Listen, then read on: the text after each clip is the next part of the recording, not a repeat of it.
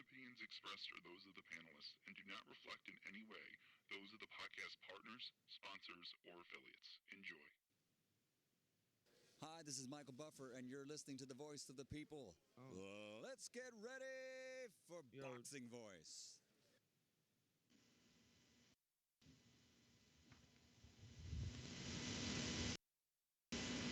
Hey, Daddy, this a dollar beat. boxingvoice.com. No matter what nobody say, man, spirit can't nobody fuck with me, man. You know, I can't be fucked with, you know. Dollar D Beyonce Productions. Whether you pay to see me win or you pay to see me lose, you're gonna pay. Fuck it, your kids still gotta eat. I don't have to watch, you know, any footage of a fighter. I mean, because I'm Floyd Mayweather, everybody gotta watch me. I knew eventually I was gonna have to fight Oscar. I feel like he was straight up and down, no special effects. boxingvoice.com. How can Canelo have the biggest deal? Your deal is for 300 million, and I made 350 million just in one fight. And you're fighting on the app. boxingvoice.com. I'm a king, okay? I eat a feast. Every time I eat a feast. And when I get up from the table, I don't give a fuck who get the leftovers. At the end of the day, follow my green print.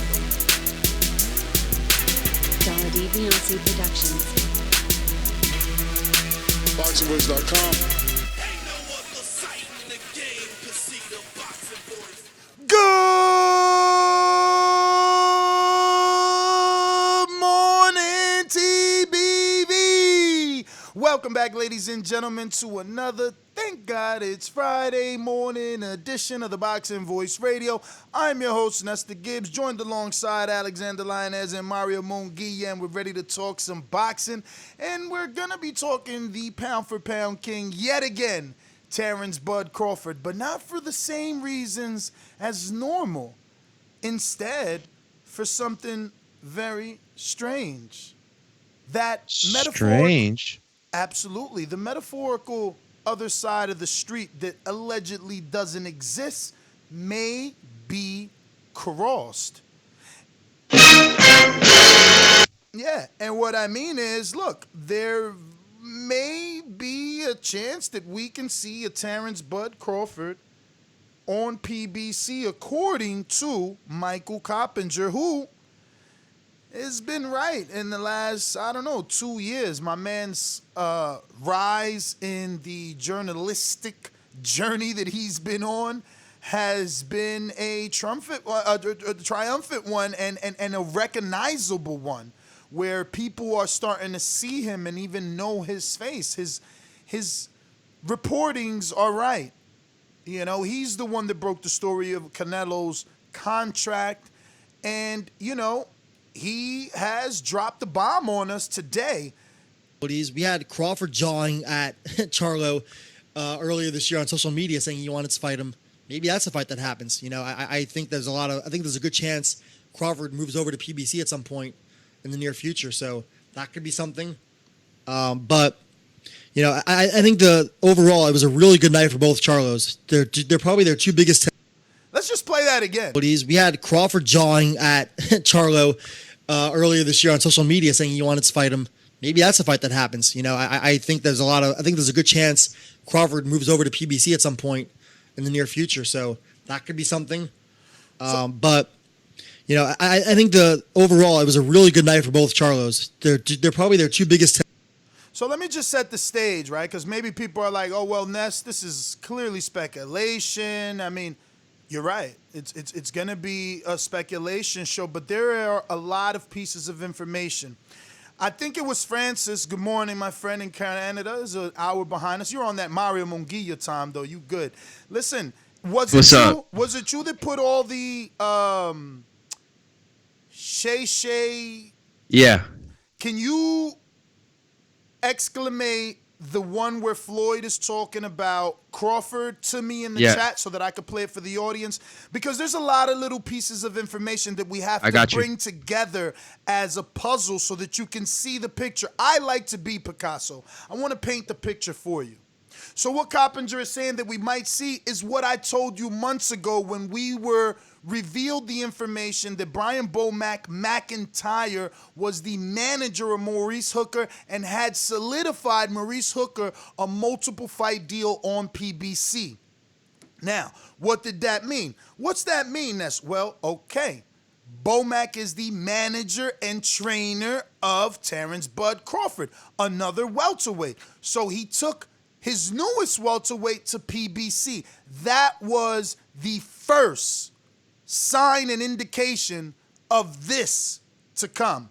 So when you sit down and now you get to do business with the other side and you're no longer hearing the rumors of the people in the middle, you're seeing how easy. You're seeing you got your secondary welterweight a damn good deal on PBC. Now, what's the connection? Well, who breaks all the PBC news? Michael Coppinger. Who just signed to PBC? Maurice Hooker. Who trains him? Bomac. Manage him? Bomac. Is it a possibility that Coppinger and Bomac talked? Absolutely. Could he be getting this from Bomac? Why not? Is he just simply putting it together like us? How did you get out of that one, though? The probability of that is low. I believe that Coppinger doesn't speculate the way that we love to over here. Call you speculate face. We don't need the evidence. We just want whatever we would like to happen. Exactly. What we do know is that Crawford had signed an extension, right, with Top Rank, and that contract doesn't end until 2025. So I'm just, I'm curious, what is it that, nulls that contract and he crosses that street earlier than what really it's. Well, it doesn't have to be that, though. I mean, he said in the near future. I mean, we don't really know how much time is left exactly. And the one piece of the puzzle that I think Ness has left out, and not purposely, but on Twitter the other day, Terrence put out a really cryptic message I meant to get to y'all.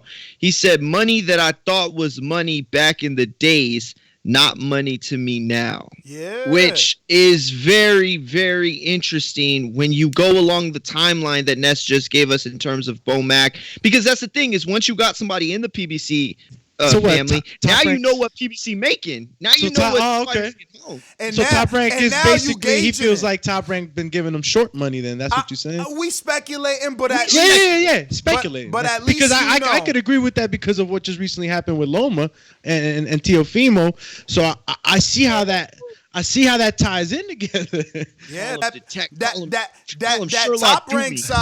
top rank side, even though there's a faction of Bud fans that like to say, how much money they making over there, it seems like they beefing at every turn to make a fight. Magdaleno didn't take a title shot with Navarrete. Loma didn't take a title unification with Vasil. Crawford ain't got no opponent, but y'all want me to think it's all fine and dandy over there. Now this. The dude that breaks the most news in boxing all of a sudden saying that Crawford could be moving to PBC in the near future. All the dots are connecting. And now Francis has sent me some other information that I'm sure Crawford has heard. I'm sure he's heard this because the last time this man said this about him, Crawford posted it on his social media. Floyd, you did something that no one had done at that time. You broke with the promotion company and struck out on your own. Yes. How did you come to that decision? How did you? I mean, poor words. What do you mean struck out on your own? A strikeout in baseball means you you didn't hit the ball. Like my man Shay it meant the other way. It meant the other way. What do you mean? Struck out like to venture off. Right, to venture off. On it's just a phrase. Okay. It's a journeyman's word. Okay. I'm like, wait a minute, that didn't make sense. Say, you know broke ties from her. Instead of me fighting for him and him getting a chunk of this, why not I fight? I'm in the ring. He ain't taking no blows. Let me get all this. Let me keep 100% of the revenue. Yeah. I can't see how fighters right now, and it's no. Yo, Francis, you ain't hooked me up, dog. I thought you was gonna hook me up and send me to the spot. This is the whole minute. What happened? No, it's right after this. It's right after this. I can cut it right now. It's literally right it's all good. It's not like I'm throwing shade. You know, since it's not ours, I gotta pause it every now and then. Okay, yeah, that's everything that I've accomplished, and I've done everything that I've done. How can you go to I look at guys like Terence Crawford. Right. Terence Crawford can be a lot bigger than he is. Damn, Floyd, you're right. How can you make, I mean, and this shows that racism still exists. How can you say that Lomachenko is better than Terence Crawford? Ooh-wee, Rue about to be mad. Not at all. Not in a million years. Okay, Rue. Not at all. Come on, Rue. What you gonna do, Rue? You gonna let him talk about your old boy like that? Listen, so you know Terrence is hearing it, and he's like, yo, you know what? You right. Here's another black man like me that was in the same situation like me, with the same promoter like me, felt that he was being held down and back like me. Here I am, the Floyd of this generation, and now Loma's the new Oscar, and he's not even Mexican? I'm American. America's starving for an American star, but you feeding them Loma. You feeding them, Tyson Fury. I'm out of here. I can see the disgruntled nature in this team. Why are we at the back of the shelf? You just signed Tyson Fury. You just signed Josh Taylor. Now these dudes getting more clout than me. What's really going on? Oh, so you signed Josh Taylor and you got him undisputed. Who the fuck you signed for me in the last 3 years? Oh, that's right, Crab and Lobster. Thank you. Thank you. Oh, you signed PBC Luis Collazo, 37-year-old for me? Thank you. Quadruchulo took care of that. I ain't even get a shot at that. Like, what have you done for me lately, Bob? No, well, Bob, we're giving you money. You're making 3.5 versus Crab and Lobster. Doggy. That's a good impression. Doggy. Them dudes over there making real money. We know it. I know it. You know what I mean? And it's funny. I'm going to put this out there. There was some back and forth, right? And I think Bomac sent some messages to Stonebone, which he showed in the Skype. So Bomac says they're having a personal conversation about finances and how Keith wanted so much money, and then I think Stonebone says something like, well, Crawford got X amount of dollars, and he's and Bomac comes back and says, oh well, dog, he got way more than that shit. So everybody in the back chat is like, yay! All of a sudden, they believe that a top-ranked fighter could be receiving more than is reported. But when a PBC fighter says that, oh yeah, these magical Al Heyman checks, these magical backdoor numbers, why y'all, I see on paper Danny getting $1 million. Y'all always talk about top rankings, but all of a sudden now, when Bomac says that there's magical back checks, they start doing backflips. They cheering like some fucking cheerleaders. But that's why the beauty of this topic. Gone are the days of us arguing now. Because if your man leaves, there's nothing you can say. If your man leaves, we've been right. If your man leaves, he opened his eyes. And all that defending, all those hoops of fire you've been jumping in through for the last 36 months trying to defend him means absolutely nothing. Listen, listen, I don't know if the fighting is going to go away without that kind of monologue, but no, you're absolutely right. This is a situation that it's difficult to talk about this because you can come back to the same words. Bud's the one that decided to sign. Like every single time you have this argument, well, Bud's the one that decided to sign. But it's not really like that, especially if you look at his tweets and everything he's saying. Like I don't want to say he was bamboozled or that the wool was pulled over his eyes, but at the very least, he's starting to see what else could be on the market. What else where else he could go from here. The big fights are what sends you into that upper stratosphere, and the big fights are over at PBC. It's as simple as that. There's no need to debate that. There's no need to fight it. Every single one of his in-ring options that he wants the most, that he needs the most, are across the street, including Pacquiao, by the way, who he wanted for years. Listen, I've been wanting to jump it. Go ahead, Alex. Go ahead. Yeah, now I'll get to the super chats. Probably don't got all of them. If any of them were, taken in before Coach Myers. Only two? Yeah. All right. Coach Myers says, come over to Death Row Bud. Laughing emoji. That's hilarious. Hilarious. Yo, yeah, crazy. Let me see. You got Wireless Bus Shop Airbud says, come over to the side where the advisor cares. And after those two, if I don't get a meme in my inbox with Al's head over Suge Knight, I think, or a Darth Vader. I mean, Darth. Oh, that's hilarious. Luke, come over to the dark side. Darth Heyman. Yeah, Darth Heyman. Shout out to the community. Shout out to the community. Carlito in the UK just sent them some new audio of the same person who we're using as the source, Michael Coppinger, on a different episode expressing something he might have heard. So let's just see how that played out. And something that he might have heard on this very same topic, on this very same fighter, right? So... You want me to get my piece after, or you want to play first? No, go first, champ. All right, listen. So I've been wanting to get on this topic for a long, long time, man. I really believe that, you know what I'm saying, Floyd definitely put out the blueprint. When he says he put out the blueprint, a lot of people get, you know what I'm saying, all emotional about, you know, what exactly is the blueprint. But he said follow the green print. When he was over at Top Rank, you know what I'm saying, he had issues with money, because what Bob liked to do is Bob liked to front load you with the money and then kill you in the back end.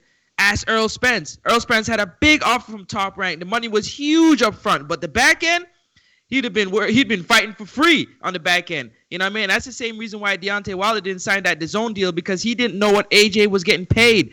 I think if Terence Crawford realizes what the PBC guys are getting paid, he would have been made that move and realized that he can get those fights. There's no way Lomachenko should be getting fights over Terence Crawford, man. We're talking about a switch hitter, orthodox, southpaw, the ability that he has to fight, and he can't get no fight. I've been saying for a long time, Uncle Bob is tight with the money, man. He tight with the money. You got a good fighter like that, you got to put the money out, because you're going to get the return in your investment. That's what you... Bob didn't even get Shakur the fucking Warrington fight. Think about that. Come on, man. Think about that. Warrington's biggest name is who? Frampton or Kid Galahad? Come on, man. How you can't get Shakur that unification? There ain't no money, man. Where the money at? You know what I mean? But here goes the audio. Other orbital bone, and you have to have surgery on both. I mean, that in and of itself is really serious. He hasn't fought at 47 in some time. I'm hearing people think he's gonna have a lot of trouble making weight for this fight. If he make Wow. So you're telling me that Coppinger, who's so smart and intelligent and with all those big networks, is saying the same thing we're saying? So strange. I thought Bob told us Kell Brook was good and he'll make that weight. I don't know. It at all. So a lot of questions, and I keep hearing that Crawford is none too happy with Top Rank. He really wants a big fight. I don't know that it's necessarily all Top Rank's fault. I know they're a little hamstrung with people. Wait, did he just say I heard that Crawford is not happy with Top Rank? I don't want to make things up. Let's rewind. Let's do that. A lot of questions, and I keep hearing that Crawford is none too happy with Top Rank.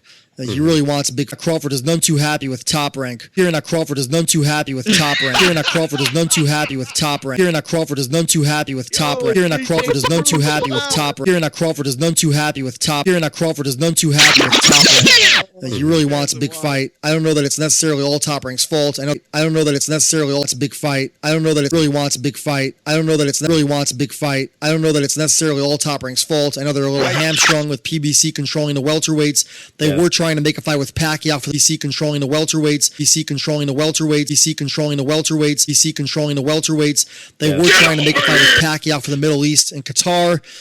Didn't happen. Now we're left with this.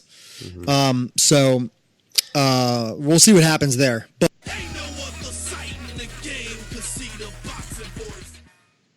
real quick super chat by Noel. Bud is the only one to blame here. He's been knowing all this from the beginning. Everyone knows the way Top Rank works. Real money and fights at PBC. But let's get past that. Let's get past that. Like, this isn't a Bud bashing show like people assume. Let's talk about the possibility of this being true. Let's talk about the matchups. Coppinger right away talked about Jamel versus Crawford instead of mentioning the other welterweights. Like, I love all the fights that he can make on that side, starting from even a Jamal James. Even if they want an entry level, like, yo, nah, let's really see what y'all trying to do for me. Like, oh, you want me to cross the street? What's this package? Well, here's 2-3 million just for Jamal. You know what I mean?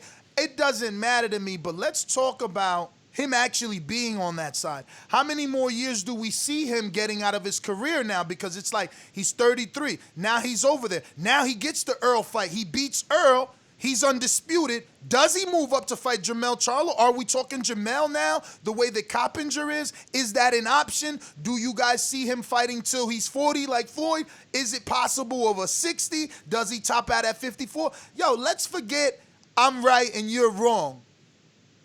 Remember, I'm not saying you're right and I'm wrong. Let's forget I'm right and you're wrong. And let's just go straight into being happy that one of the best welterweights will finally in the future get to actually fight some high-level competition. Well, and the important part about this is it sets a precedent. You know, the one thing as boxing fans we want, because people are fans of Top Rank, people are fans of PBC, Golden Boy, whatever. That's not me. You know, I'm a fan of everybody being under one house. That's what I would want the most. I don't care if it's PBC. I don't care if it's top. I mean, here's the thing. I want fighters to also get paid what they deserve. You know what I'm saying? So that's another part of the puzzle that we got to remember. But what we all want is these guys to be under one banner and making fights as easy as possible, like the UFC does. And to set this precedent where Crawford, who signed a major extension, and I want to say too, Francis is absolutely right. Absolutely right. They get you on the in the front end. It's like, yo, here's all this money, and all you see is them zeros. You know, you're mesmerized by them. Yeah, you know what I'm saying? But then you don't realize in the back end how they got you. That's what they're doing to my man Dak Prescott in Dallas right now with Jerry Jones, who might as well be another Bob Arum. You know, they went to the same school of ripping off black men. And at the end of the day, you have to know that Terence, at this point, it doesn't feel like his future is in his hands. It doesn't feel that way at all. You know what I'm saying? And so he needs to be never in his hands. But that's what I'm saying. But that's what I'm saying is, like, no matter what people wanted to say, you can make arguments, and it always came back to, well, Terence signed it. So that's what the debate was that, no, it was in his hands because he signed that contract. He signed that extension. But at the end of the day, it never was. You're right. And it's not. And he's realizing more and more that the options are limited and few. And whatever Bob was willing to do, he has not been able to accomplish. You know, and maybe it's not of lack of trying. You know, I'm not going to sit here and say that Bob hasn't tried. Why wouldn't he want to get big fights on his, side? But he just can't get it done. And if you can't get it done, it's like you got to cut that big fish, go. If you think about it, which he won't. Bob Arum has reached across the pond to Europe to grab two fighters in Lomachenko and Tyson Fury. And he has an American champion here, undisputed at 140. Has a belt at 147. And for whatever reason, he can't find him a fight? I think the Bud tenders and all the Bud fans really need to start asking Bob. It's not Terence. Terence will fight who he's put in front of him to fight. But if he's only getting Green Bean and all these other people, man, he got to do what he got to do. What's up, Bob? What's up? 10 million? You tell me you couldn't negotiate with Keith Thurman to get a lower number if the 10 million was so real? That's the thing. They rather laugh it off. That's what I'm saying. We got to get away from what happened and get back to what could happen, because they're content saying, oh, well, the other guys don't want to fight. They're content saying that. And we're not content watching the fights that we're getting. I'd rather see Terence on that PBC side. I seen someone in the chat say, oh, Terence already said he's not fighting until he's 40. Yeah, he said that because of the lack of motivation on his side. He already knows he's top dog. There's no competitive nature.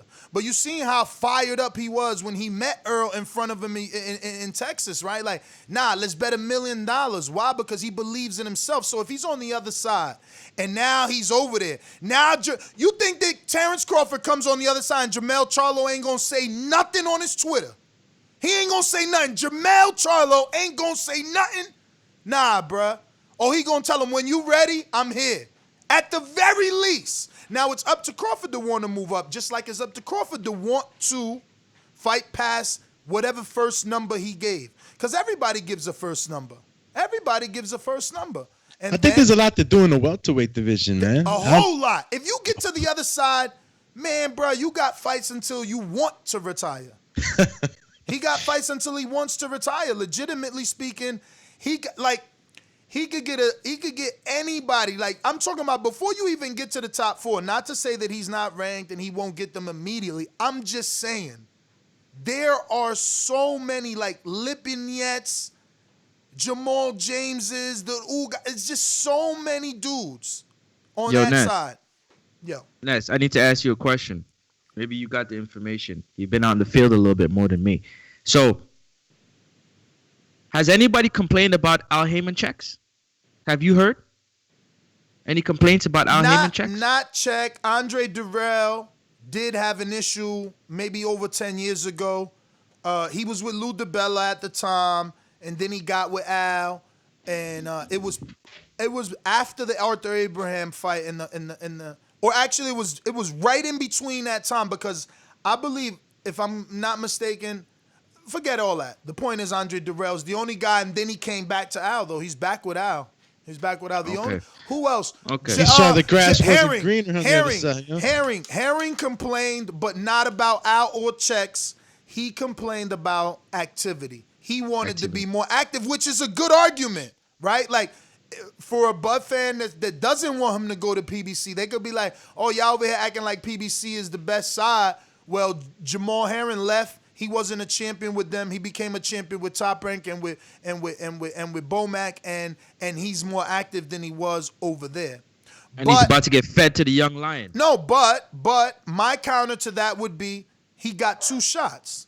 He got 2 shots. If you check his 2 losses with PBC, those were 2 opportunities. Had he won, there would have been more activity. You know what I mean? But it's a little bit different to give you activity when your trajectory got a speed bump on it. The reason why I'm saying that, but I know we got super chats. Yeah, see, and everybody. Hold on, do me 1 second. Before you go, a lot of people are having a problem because everybody's having a problem with Top Rank checks, so to speak. Right? Move on, Doomy. No, I definitely see that. I agree. Like, when Teofimo is, I honestly never in a million years, and I'm not like, capping for the show. Come on, all of us that call in every day and talk to each other every day, all you guys on that back call, I never thought that we were gonna hear the Teofimo's fighting Loma for 1.2. That shit, bruh, that's massively low. You just gotta think like this. Shakur Stevens didn't even defend his title during the pandemic and made what, 400, 500,000? So you telling me my man gets to fight an absolute no one in a non-title defense and make half of your offer? Brother.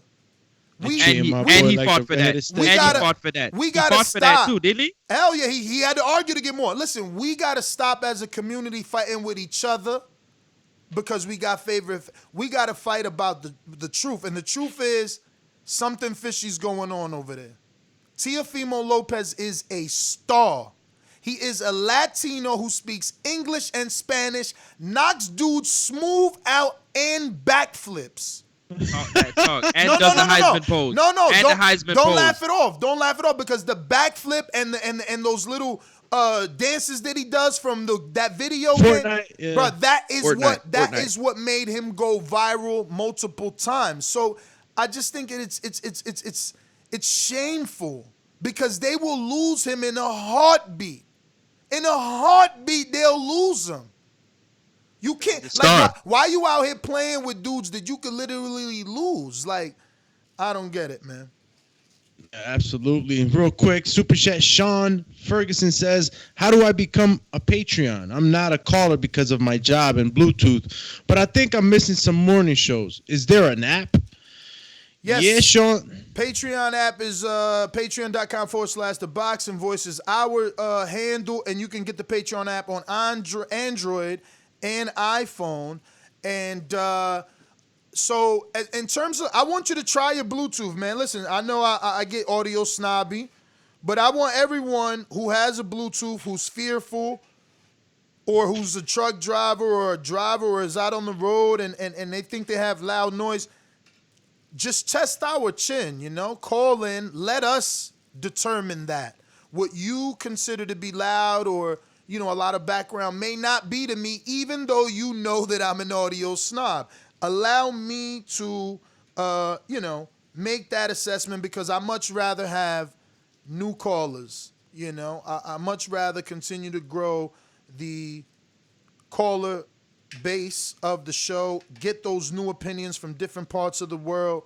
You know, I'm always forever grateful for that, you know? So I love when Vito in Malaysia calls in or Alex in Australia, continues to make us international, you know what I mean? So, yeah, I implore you to call regardless of what you think you may sound like. Let us determine that, man. Let us make that decision.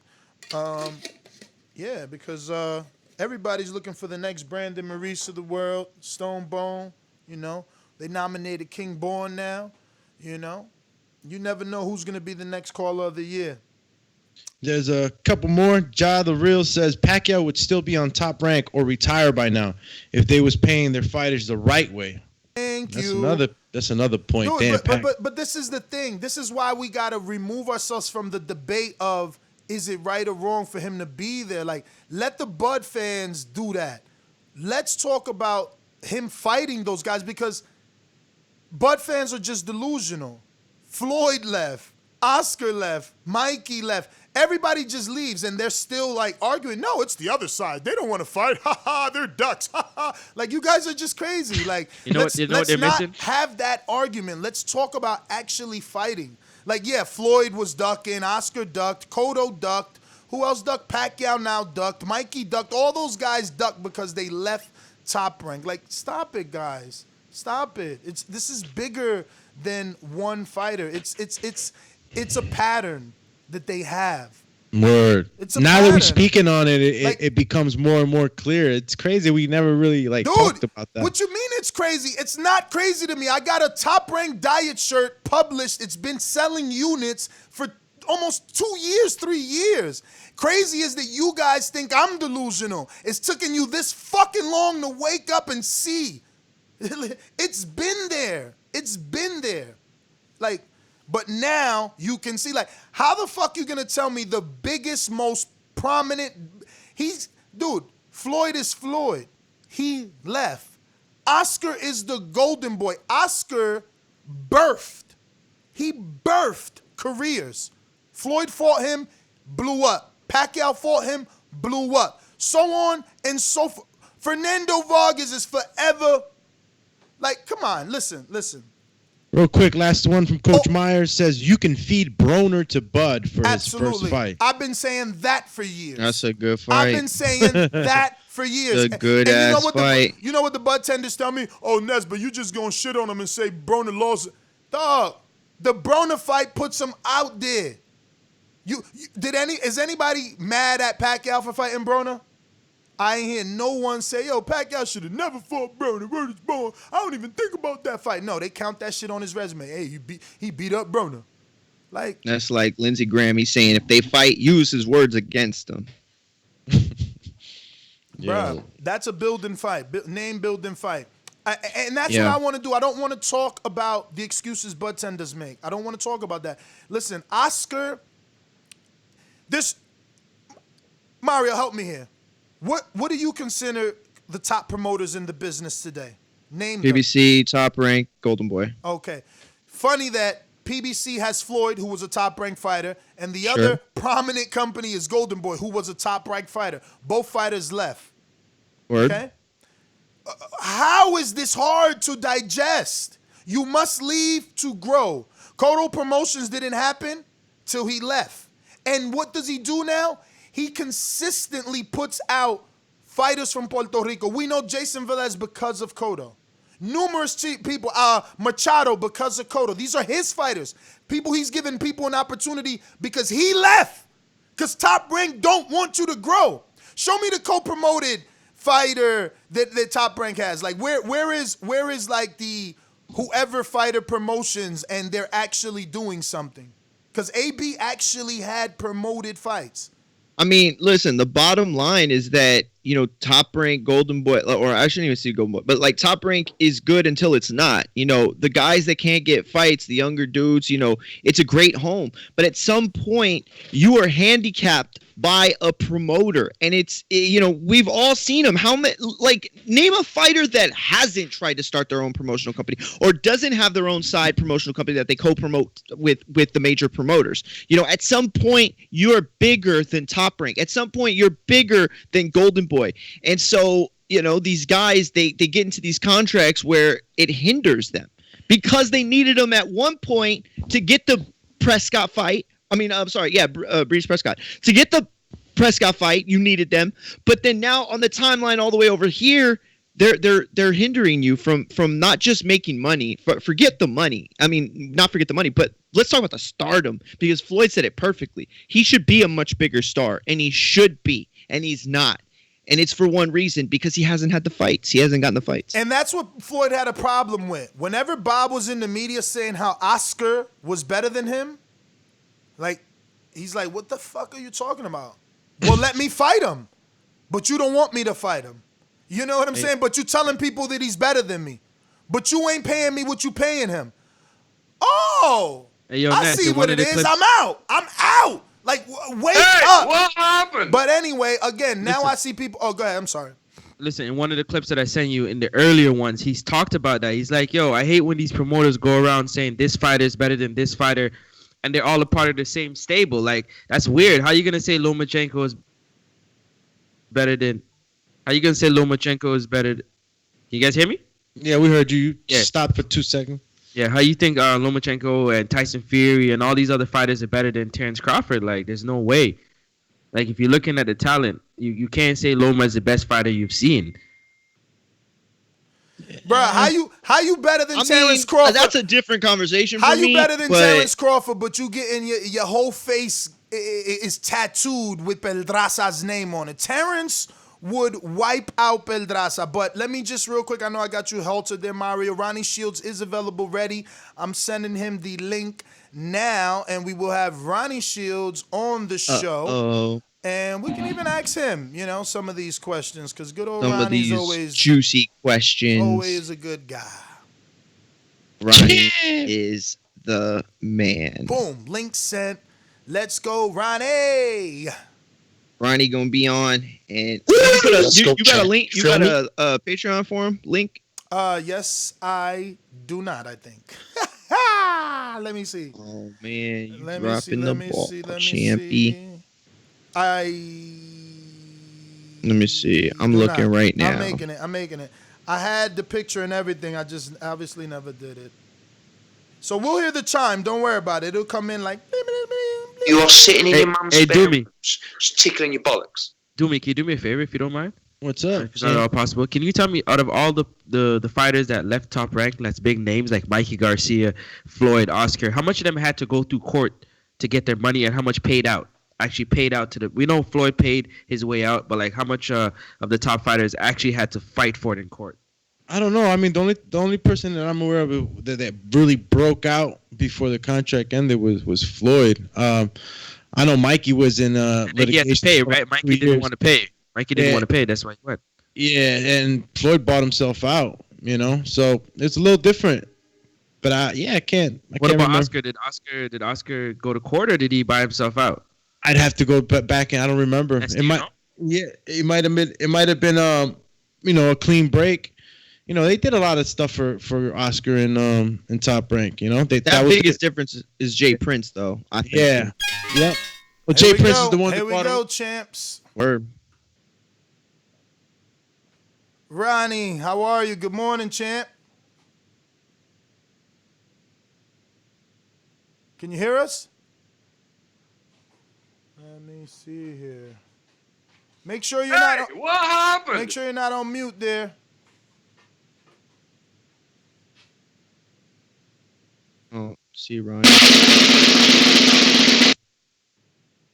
Ronnie, are you not on mute? It says guest muted. Yeah, it definitely said you're muted. You got to check on your end. Yeah, we see him. Guest has muted themselves. All right, let me unmute there. Let me see if I can help you here. Ronnie, if you can. All right, right there, you should be unmuted. Can you try and talk? We hear nothing. What are you using? Bluetooth? Oh, no, he's using a headset. Oh, strange here. Might be a mute button on his device? Well, on his end, he gets a set of controls as well that he should be able to see. Try calling right back in, Ronnie. Let's do it again. Because you can hear us, but we're not hearing you. Yeah. Did he leave? Yes. No, did he? Okay. Yeah, we're 15. Yeah, because that's what I was going to say. I just thought of that. Super Mex with the super chat says, an argument they can use is that Cotto went back. Cotto went back. Come back. Cotto did go back and then left again. Let's see. Come on, guys. Come on. But when he went back, he was a co-promoter when he went back.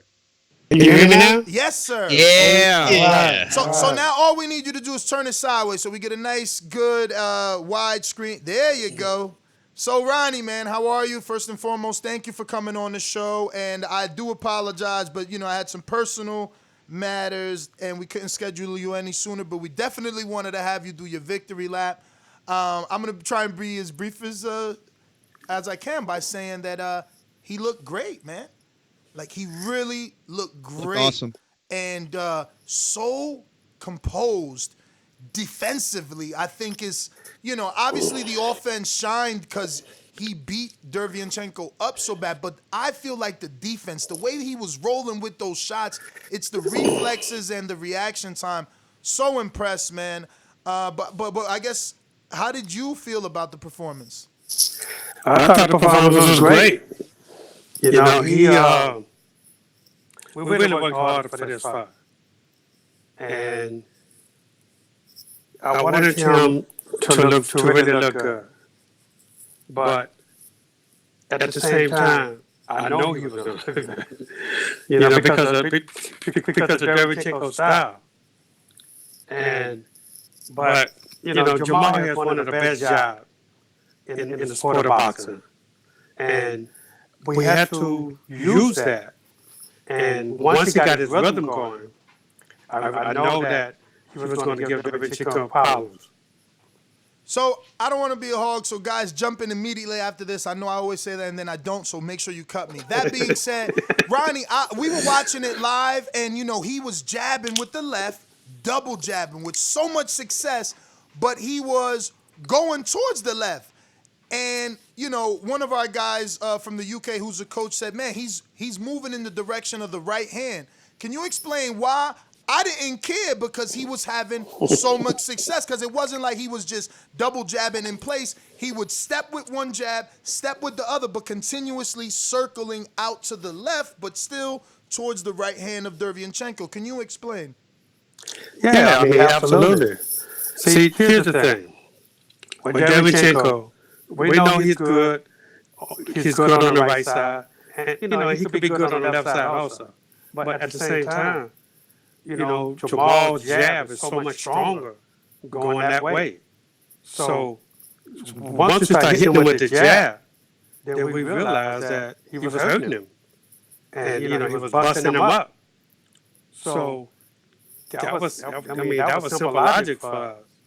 Of course, we had a game plan to move the other way if things wasn't going that way. So we just kept doing it that way. But we tried it both ways, and and we had success doing both. Ronnie, was it part of? Go ahead, Alex. Go ahead. Ronnie, I just wanted to ask, adding to that, like, you guys weren't really worried too much about Sergey's right hand, were you? I mean, he's not really known to be knocking guys out with a right hand. Did you think that your jab, Jamal's jab, was just gonna, nullify that right hand, being as though he had a little shorter reach too? Well, I thought that Jamal keep his distance in the early part of the fight. Then I thought he would bust him up. So it didn't matter what Sergey, what he was going to do. So, but once we stopped busting him up with the jab, and then we closed his eye, I had Jamal moving to his right and just keep throwing right hands because I knew he couldn't see him. Awesome, Ronnie. To me, I felt like Jamal never even let him get started. Like he kept putting him out like a fire, right? Like there were times in the Golovkin fight and even in the Jacobs fight where it was like somewhere in the middle rounds he would start to get going and he would continue that, onslaught. Derevchenko, I mean. It felt like every time that could happen, Jamal just put him out like a fire. Was it part of the game plan for y'all to never let him get started and to continue to stay on him and not let him get any momentum? Yes, absolutely. I told Jamal from the very beginning how good Derevchenko really is. I said, but you can make him look not so good if you just stick with the game plan. The first few rounds, we know he's a slow starter. So we go out and dictate the pace with the jab. Don't let Derevchenko dictate the pace at all. But when he get close, that's when we got to really let both hands go. And then once we do that, and you start hitting with them uppercuts, then I know that's going to be a problem. And I also told him, when Derevchenko try to take a rest, and when he get out, you've got to put the pressure back on him. Jamal, at times, towards towards the end of the rounds, the later part of the fight, at times it seemed like Derevchenko, was really, throwing a lot of punches. Is that something that you guys were training for, in the gym, to be ready for an onslaught of just constant volume of punches? Because I know I forget what round, but I saw Jamal maybe get hit, but he was just. I mean, and I say Mayweather, right? But, his defense really, I believe, was key in keeping them safe and finishing that round. Well, I think that we covered all the bases in this fight. And we knew what kind of punch output that Derevchenko was going to have. And I told Jamal, we don't have to throw as many punches as he throws. But we just got to control the pace of the fight. But at some points of the fight, we have to fight his fight, and just outwork Derevchenko, and he did. How you doing, Mr. Ronnie Shields? This is Francis from Toronto, Canada. Congratulations on your victory. I just wanted to ask you, in the fight, was there anything that was surprising? Did Derevchenko do anything that was surprising to the team that you had to make an adjustment for on the fly? And also, it seemed like you and Jamal practiced the left hook, the 1-2 step to the left and throw the left uppercut, my apologies. Was that one of your emphasis in training? Absolutely. Jamal threw the best uppercuts in the sport of boxing. He has the best jab in the sport. And so we knew we were going to have to make Derevchenko make adjustments. And he never could. He kept fighting coming in the same way. So he didn't make adjustments, and it really helped us because Jamal really didn't have to do anything that we didn't do in the gym. And also, I want to give credit to my four sparring partners. I'm gonna tell you something. This kid, who you? Emmanuel Lean. From Philly? From Philadelphia? Nah. He's from Maryland. Maryland. Okay. He beat Keetroff but lost to Centennial. Yes. So Emmanuel Lean, man, he gave us probably the best workout of everybody. But and we're using a former opponent, Brandon Adams. Then we used Cecil McCallum. And then I had Ulysses Sierra, who fights nothing like Derevchenko. But I just needed work on the end, and he gave me that. What do you mean on the end? What do you mean? I put him on the end of the sparring. Like, we doing 10 rounds, he made the last 4.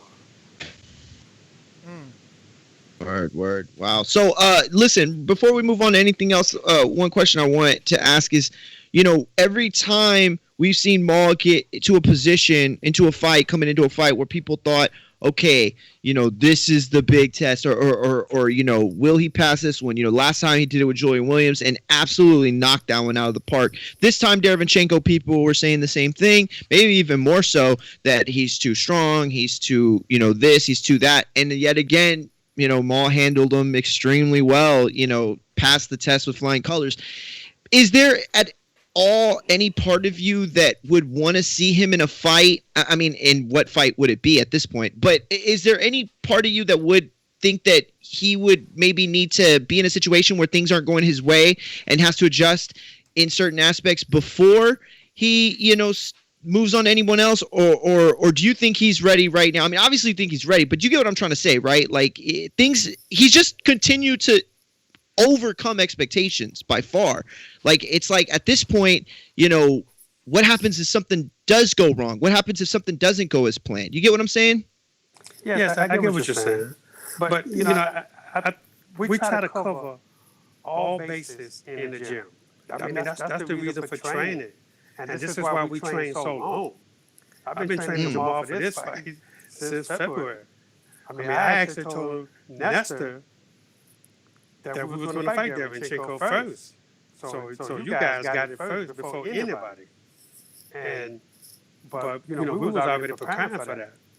And we covered all bases. Every fight we would do that. Look, if something would have happened to Chico, then we had a backup plan. So we were ready, man. 100%. Love that answer, Ronnie. It was a night that we got to see the Charlo brothers, use their boxing. And what I mean by that, usually the style's more aggressive coming forward, and we usually don't see them, going on the back foot. I know Jamal maybe a little bit more at times, but as of late, Jamel, has been the attacker. Did you get a chance to see the fight after? Jamal fought, or did you catch the fight? Have you seen the fight of Jamel versus Jason Rosario? I saw it. And what'd you think about Jamel's boxing and how that fight went? I mean, we had a crazy stoppage with that jab to the body, which was which was like, whoa. Well, I'm gonna tell you something. I think Jamel is the best 154-pounder in the world right now. And, he proved it. He did what he was supposed to do. He boxed. He boxed when he had to box. And then when it was time for him to put the pressure, he did that. So I congratulate him on it. How much of that stoppage do you think is based on Mel being just super talented and one of the hardest jabbers in the game? And how much of it was based off of him, or I should say Rosario, the rumors of him and the weight cut and how, drained he looked? Like, where's that balance for you? Well, the thing about it, with today's fighter, if you don't take this sport as serious as it really is, then that's on you. He had plenty of time to lose weight, and if you don't take that serious enough and try to just lose at the end, then that's the consequences that you get. But I know Jamal. As soon as we hear about a fight, he start getting ready right then, right there. And he brings in the chef, and he start eating properly, and then the weight just comes off. But if you wait until the last minute to start trying to lose weight, that's a problem. Mr. Shields, I just wanted to ask you a question.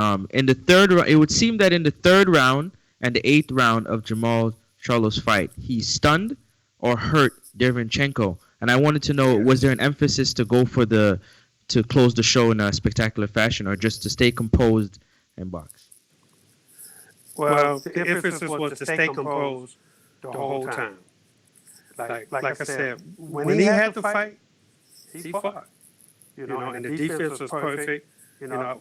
We threw punches at him every day, all day, in a lot of different instances. Like I would get close to him, and my other trainer Dominic Gwynn, we would get close to him and just throw punches at him. and see if he can see how many he can catch and see how many he can hit with. And then at the beginning, of course, we was getting hit with a lot of shots, but at the same time, we just kept doing it over and over and over. And then he started catching punches, start moving in his head, start bobbing and weaving. You don't see so many 6 feet guys bobbing and weaving and with side to side head movement, and then coming out with the hook. And he have a very strong hook. And he caught Derevchenko a lot with that. I'm so happy you just said that, man, because that's everything that I was telling you in the beginning of the show that I felt he did so good. He looked so good defensively, man, catching those shots, being able to be on those ropes or wherever he was at and stay so defensively sound and then counterpunch. Yeah, man, you can tell you guys worked on it, but you said something about doing it over and over, and yesterday we kind of had a short debate about repetition and repetition being the main key to success. So when you said over and over, are we kind of on the same page that by doing it over and over, he was able to be as good as he is? Absolutely. I tell people, in the George Williams fight, that right uppercut you saw, I promise you, we worked on that for 3 months for that one shot. Wow. And it just so happened, it happened in the 5th round, I think it was, that he knocked him out. And at the beginning, he kept throwing at Julian, but it wasn't there. And I told him, I said, I don't care, you just keep throwing it. Do not let up on that shot. And the same thing with when he fought Derevchenko. Head movement, side to side. Every time you make a roll, come up with the hook. And, he was leading off with a lot of hooks also. And he has a strong lead-off hook. Now, and look, this isn't a knock at all. It's more to learn and understand what took place. Like you said, the jab was beautiful. So a lot of times we're watching it live and I was just yelling like, man, just keep jabbing. You could just win this fight. But sometimes it felt like he wanted Derevchenko to get a little closer and do all those defensive moves that you talked about working on. But it also felt like he could have just kept jabbing, turning, hook, jabbing, right hand. He could have just kept boxing like his younger brother, who's really doesn't like to be called younger. Well, it's like this. When you have a plan, our plan was at certain times we had to attack Derevchenko. That was the plan. And Jamal was in rhythm. And when you got a rhythm fighter, you don't want to break the rhythm. So, he could have just stayed on the outside and just used the jab. But at the same time, we didn't want to give Derevchenko any confidence whatsoever. So when Derevchenko started backing up and started trying to move around Jamal's right, that's when I had him attack him. I just felt like the right hand was landing easier off the jab and off the double jab versus when he allowed Derevchenko in, he was way more successful with left hooks to the body and obviously to the head, and that's where he would slip his uppercuts. But you wouldn't see that right hand on the inside, obviously, because you can't shoot it straight being in so close. But I felt like that's giving Derevchenko more of a shot. That's where he wants to be on the inside. Did you guys just want to do what Earl Spence said versus Mikey, beat him at his own game? Well, at some point, we did want to beat him. You have to make a statement sometime.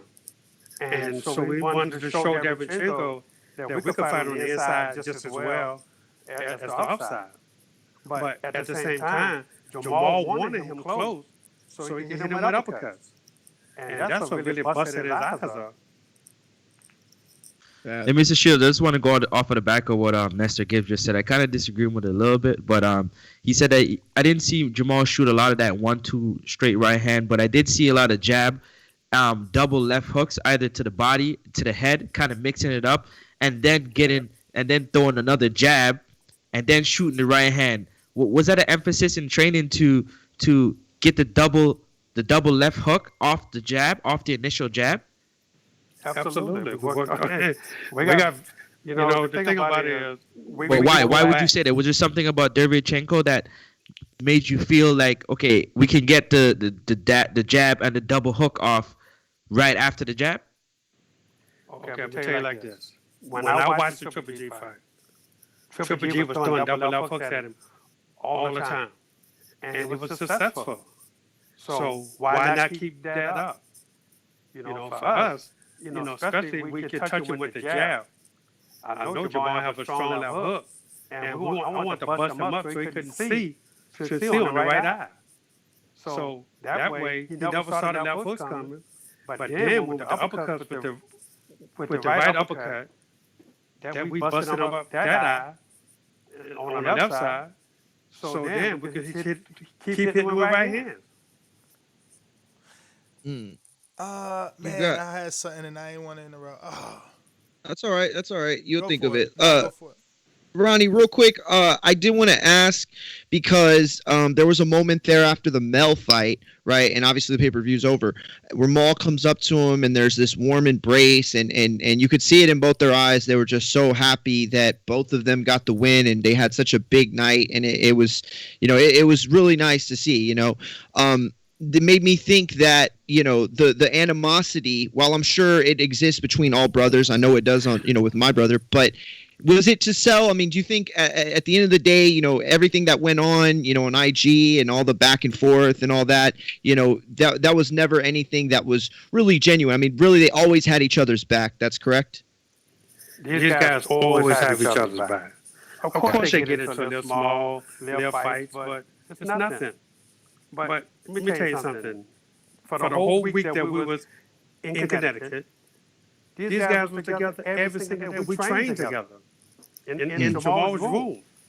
Damn. We trained, Wow. So, I mean, and they were sharing each other's game plans. So, and Jamal was telling him, sometimes you need to do this or you need to do that. And he would tell Jamal the same thing. And you know what? I'm sitting there looking at it, and okay, that's fine. And, sometimes we try different things. But, but these guys are tighter than anything, man. Ronnie, I'm And they fight. gonna put you in an awkward position here because we had a debate show the other day. That's where I was going. Jamel and Jamal. I think it was Jamel actually said that, and it's not that he said it's more like he wants to be as big or bigger than the Klitschko brothers. And we asked our audience, do they believe that the two Charlos can accomplish that sort of legacy? And I want to ask you, because I think they're at an unfair advantage, obviously, because they didn't win gold medals and they're not in the heavyweight division. Do you think that any of that matters? And can they be as big or bigger than the Klitschko brothers? I think they can be bigger. Because you got to realize, they both are big for their weight. For the weight class, rather. And they can just keep going up. The Klitschkos were stuck at heavyweight. These guys can win multiple titles in different weight classes. So I believe and truly believe that they can be bigger than the Klitschko brothers. Now, Ronnie, you said the other day in a story on Boxing Scene, shout out to Keith Idek, that Maul would move up to 168 or 175 to face Canelo. Can you elaborate on that a little bit? And also, are there any other fights that you would consider leaving the 160-pound division for to move up to 168 or 175?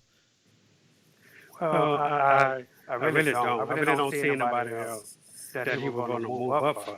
Not just right now. He has no problems making 160 pounds, so he's good. But if Canelo, that's the fight he's been wanting for a long time. Every fighter has one guy in their division that they really, really want to fight.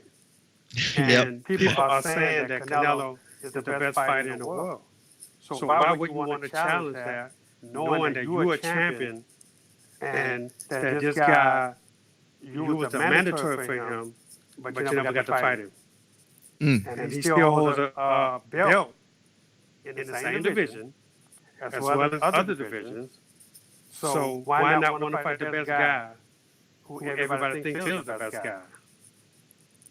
Now, I'm gonna tell you what I said and yesterday, and then I want you to react to it if you don't mind.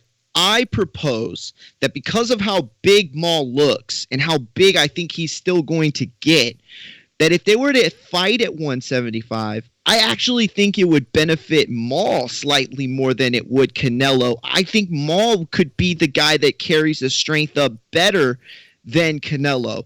What do you say to that? I believe so. You know, look, Jamal walks around 175 pounds. So he's really comfortable at that weight. He wouldn't have to cut anything. You know, he could just go straight training without even having to lose any weight.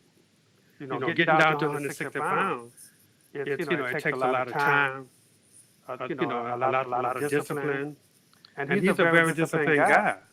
So this is why he's able to make 160. But at 175, this kid could be a beast. I agree. I think there's a false narrative that the upper divisions above 160 belong to them. To Canelo, I mean.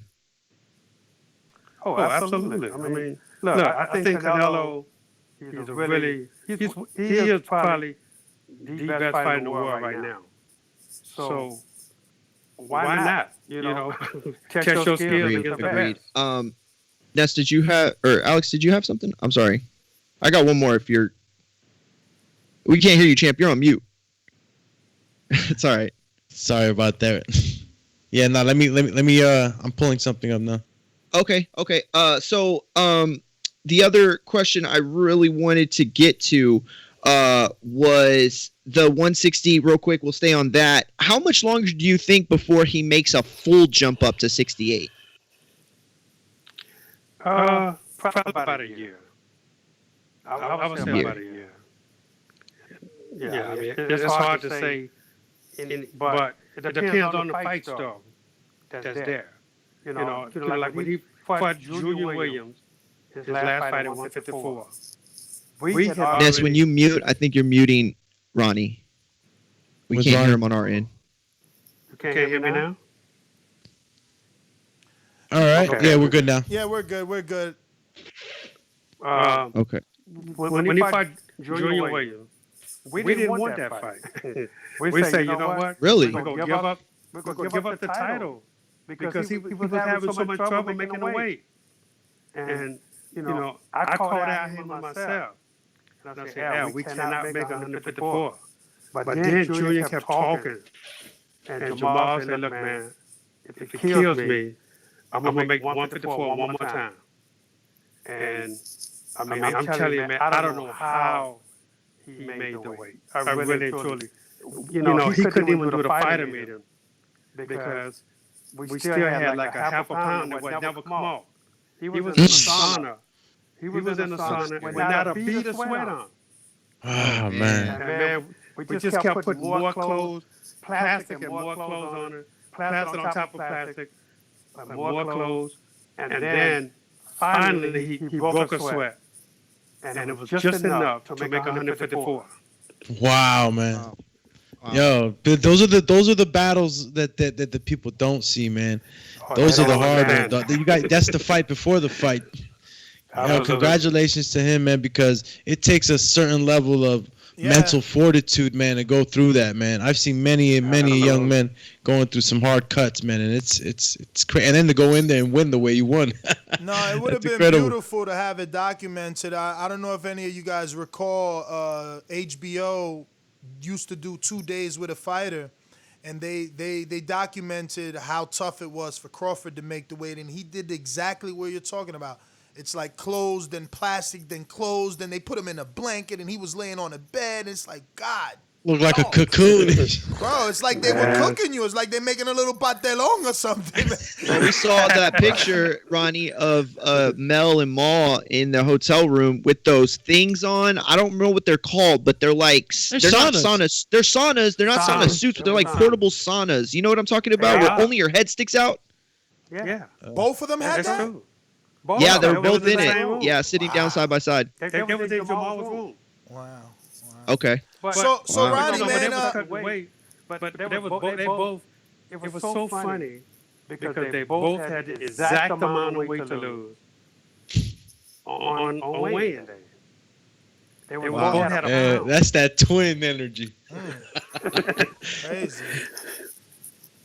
So, obviously, a few months ago, there was a lot of chatter about offers made to Jamal to go to Dazn. How do you feel now that time has gone by? Well, I'm glad he's not with Dazn right now. We'll probably be in the same court with Canelo. And speaking of that Canelo court thing, like, how long you think he's out the ring, and does this push now Jamal's timeline back?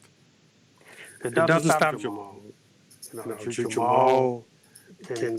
I mean, look, Canelo ain't the only fighter. We were to depend on that fight. We've been in a lot of trouble right now. So we can't worry about what Canelo's doing. Of course, we want that fight. But at the same time, we got to keep on pushing. Is Eubank to you the most probable thing? I don't know, to tell you the truth. Because he doesn't have a history at 160. His history is at 168. So, I don't know. A lot of people don't know him in the States. I feel the same way, man. People trying to say that's the next biggest fight, but I mean, it is if Jamal wants to increase his global brand, but if he wants to be bigger here in America, I don't know that that's the right fight. Who would you like to see? Obviously, Canelo's not on the table with these litigations, so what would, in a perfect world, obviously, what would you like? You know what, man? I even really looked at 160 pounds to see who else is there. Because Canelo has the WBA, but he's not defending it. So and I know Eubanks is number one there. So maybe they should petition. Yo, y'all hear him? I promise you, I literally said this. I literally said Canelo ain't for that 160. If Eubank petition, didn't I tell y'all? And the only difference I said was, we could see PBC's in bed with the WBA. They gonna approve it. I told y'all, and then it's a unification. Everybody put your hands in the air. Okay, I like that. Yeah. I also said that's the only thing I can see. I also said the IBO, but then we found out that the Gennady actually petitioned for that and had it put on the line versus Derevyanchenko with the IBF. But I know not everyone. We're not worried about that. Hey, Mr. Shields, I just wanted to ask you a question that's a little bit left field. That's hilarious. There's talks of Derevyanchenko moving out to 154. I just wanted to get your thoughts on what do you think about that? Yo, no. Change the question. I want your thoughts on you guys beating him down to 154. you made him change. I knew he was gonna ask it like that. I was like, no, wait, no, he's gonna ask it. He literally decided to change divisions after the fight. Like, that means something. And that performance looks nothing like any other performance of Derevyanchenko. Charlo separated himself from Jacobs, from Gennady, from everybody that has fought Derevyanchenko before him. But yeah, I mean, he's going to 54. What you think? I'm sorry. Well, I tell people all the time that Jamal Charlo, man, he's going to be one of the greats in boxing. And people still don't believe it, but they're going to see. And look, styles make fights. Jamal has a style that can fight any style. And he just got to get that opportunity. The bigger the fight, he shows up. And look, I don't, being an ex-fighter, I take nothing from any fighter. But this kid, man, he's going to be one of the greats in boxing. And people keep telling me I'm crazy, but we just keep showing them. So, his father being Jose Benavidez Sr., last October in the WBC convention, he was campaigning for Jamal versus Benavidez. At that time, Benavidez had the WBC 68-pound title. He's lost that. What's your thought on Benavidez, and is that something that is for the future only when Jamal goes up, or is that a possibility because the 160 landscape at PBC is a little bit thin? And would it be at a catch weight, or would y'all move up? Well, I don't know. I don't know. I hate to say who Jamal's going to fight because until I really talked to Al Heyman, he runs Jamal's career, man. He does a great job at it, and I would never say anything without talking to him. And, look, being able in the future to definitely be an opponent for Jamal. And how soon that's going to be, I don't know yet. Because of the landscape, we have to see where we're going to land next. We got to see how long Al takes to get that WBA petition for Eubank, huh? Hold on, Ness. I was just about to. I'm glad you said that. Mr. Shields, I'm one of the ones that believes that fight with Eubank might not be competitive inside the ring, but with the fans that he draws from the UK, will do good business for Jamal Charlo. How do you feel about that? Yeah, look, I like Eubank. I think he's a decent fighter. But, who has he fought? I mean, even to get the ranking where he's at. He's number one in the WBA because y'all can answer that. So people are asking, what about Demetrius Andrade and that beef that's been there with both Charlo brothers? It's that could draw some attention. It's also a unification. Do you think that's possible, or is the only way that's possible if Andrade is willing to go to PBC? Can we at least put that line in the sand and say, yeah, you're pretty positive that Jamal's not fighting on Dazn? If they really want to make that fight, he being Andrade needs to come to PBC, not as a fighter for a one fight, right? Like, I just want some details because Eddie came out today. I know I'm long-winded, but I want to give you all the information. Eddie comes out today on his social media, Eddie Hearn from Matchroom Promotions, it says, and I quote, Washroom. Yo, you got two taglines, Dead Zone, now Washroom Promotions. I love you. Yo, he says, and I quote, the fight to make is Demetrius Andrade versus Jamal Charlo. I saw Charlo last night saying he wants to unify like his brother. Easy fight to be made. He's a world champion, ready to unify. So Andrade versus Charlo. Yes, please. What do you think? Please. I don't know if you guys can hear me. Yeah, we hear you. Yeah, we hear you. Actually, okay. We're freezing up just a bit, but we hear you. Yeah. Well, it's since Jamal is signed with Showtime, you don't know how that fight can be made just right now. And to answer a question that you asked earlier, if the fight could be made between Demetrius and Jamal, I have to go back a few years. When I was training Jamal, he had a signed contract to fight Demetrius Andrade. Then Demetrius wanted to sign with Rock Nation, and they told him don't take the fight with Jamal, otherwise they wouldn't go sign it. And he didn't. He backed out of the fight. And that really made the twins mad. And from that day on, they said they would never ever give him a shot if they were world champion. So it's going to be tough to make that fight because of what he did back then. Wow. That was something I remember that. I remember that very clearly. And yeah, it was a tough situation. That was a very, very tough situation. Hey, real quick though, take us back to the room that day. You said that the brothers were working out together. So it was you and Derek James, and y'all were all working out together, or it was just you and the brothers? No, me and Derek James and our team and his team. Did y'all have any not like talk, like, I don't know, just like, I mean, it was like a free thinking type of conversation, like y'all all helping each other, or it was just y'all working out together side by side? Yeah, we was working out together side by side. Okay, cool. What we did was in Jamal's room, in the living room, we took out all the furniture, and then we were able to do pads. That's what we got our hand pads at. That's awesome. That's so awesome. Like, I wish we could have seen some of that stuff. You know what I mean? Like, that would have been really cool to see during the pay-per-view. Mr. Shields, I just wanted to ask you. Oh, go ahead, Alex. Sorry, go ahead. No, I just wanted to ask, Ronnie, some of the things that we talked about here on the show before the fight happened was the way it was promoted, the way it was pushed out, and did it really get pushed in a way where it reached everyone that it should have?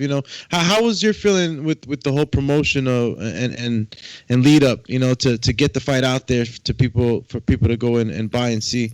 How did you feel about how it was promoted? I think they did a great job promoting the fight. I really did. And a lot of people got mad because they featured more Jamel and Jamal. But at the same time, that's what the pay-per-view was about. It was about them. I mean, everybody else got their time. But I read something where Luther Bella said everything was just a Charlos, and he didn't say much about Jerry Chico. Lou been a promoter, a manager for a long time, so he knows how this works. I think it was great though, and now he understands why that the promotion went the way it went. In my final question, I just wanted to ask you a fight at 168 with a champion Caleb Plant. How would you see that fight for Jamal? Caleb has a good boxing style, but he don't have any much power. But the kid is really a skilled fighter, and you would really have to study him and find things that I think we can exploit. So I think that would be a great fight for Jamal. I love that you said a great fight. You ain't shying away from it. My last one is about, you spoke about watching the Derevyanchenko tape. Now you spoke about studying Caleb Plant if you take that fight. Do you make Jamal watch tape, or is it just necessary for you to do it? Do you just need to do the studying? The thing about it, I don't have to tell him to watch tape. He comes to me every day with something. Hey man, I seen this, I seen that. And then I always take what he saw and I put it to him and to see how he react to it. And and we work like that a lot. But Jamal and I have never sat down and watched tape together. But you watch it individually. That's important. We ask so That's many awesome. fighters, Absolutely. and I hate when the fighters answer me back and say, "Oh, I don't watch tape. I don't care what he's doing." I'm like, "What?" Some of them say they don't watch boxing, period. I know. I'm like, how the hell? But I tell all my fighters all the time that they should always tape. That's Agreed. We got some questions. So Ronnie, we got. Okay. Go ahead. Okay. Yeah, we got some questions from the Patreons. Just a few, so we'll run them through as quick as we can. We got. Awesome. We got one from David Maldonado. He says, "How would Little Charlo do against a prime, terrible Terry Norris, who is one of the greatest 154 pounders of all time? Me personally, I believe if Norris had a solid chin, he would be a top 10 all-time great. But skill-wise, that guy was a savage." Yes, he was. Terry Norris was a really good fighter. But today, Jamel Charlo, with the jab that he has, and he can weigh you down, and I think he would knock Terry Norris out because he has a weak chin. And let me slide this in there. Can you rebuild Rosario? Because I just look at him and say, damn, he's so big. How they didn't do that right? Yeah, I mean, I don't know what his flaws are because I never really had to study him. But from what I seen the other night, it didn't look like he could take a good punch. He got hit high on the head, he got hit on the chin, and it went down on both of those shots. So, it's hard. You got to have someone that. But none of that looked like really fatigue to you. I know you ain't study him, so maybe you can't see the mannerism, but I felt like the mannerisms in the Gallimore fight and in this fight, I even said it in, before the build-up. I didn't say fatigue. I actually said, and I'm Dominican, Ronnie. I'm Dominican, but I said he shows me those bitch tendencies. I don't know. I'm not picking against Charlo because it's like when you in a fight, are you gonna look like Jamal and be catching shit, or are you gonna look scared and then you get hit and you don't even go straight down. You like collapse down. You know what I mean? It's like, I don't know. I just felt like mentally maybe his heart ain't there. Maybe they're not getting him the right spawn to build the confidence. I think it was what Ronnie said. You know, if you ain't prepared for the fight and you waited, you know, at the last minute to do things and get your body ready, that's on you.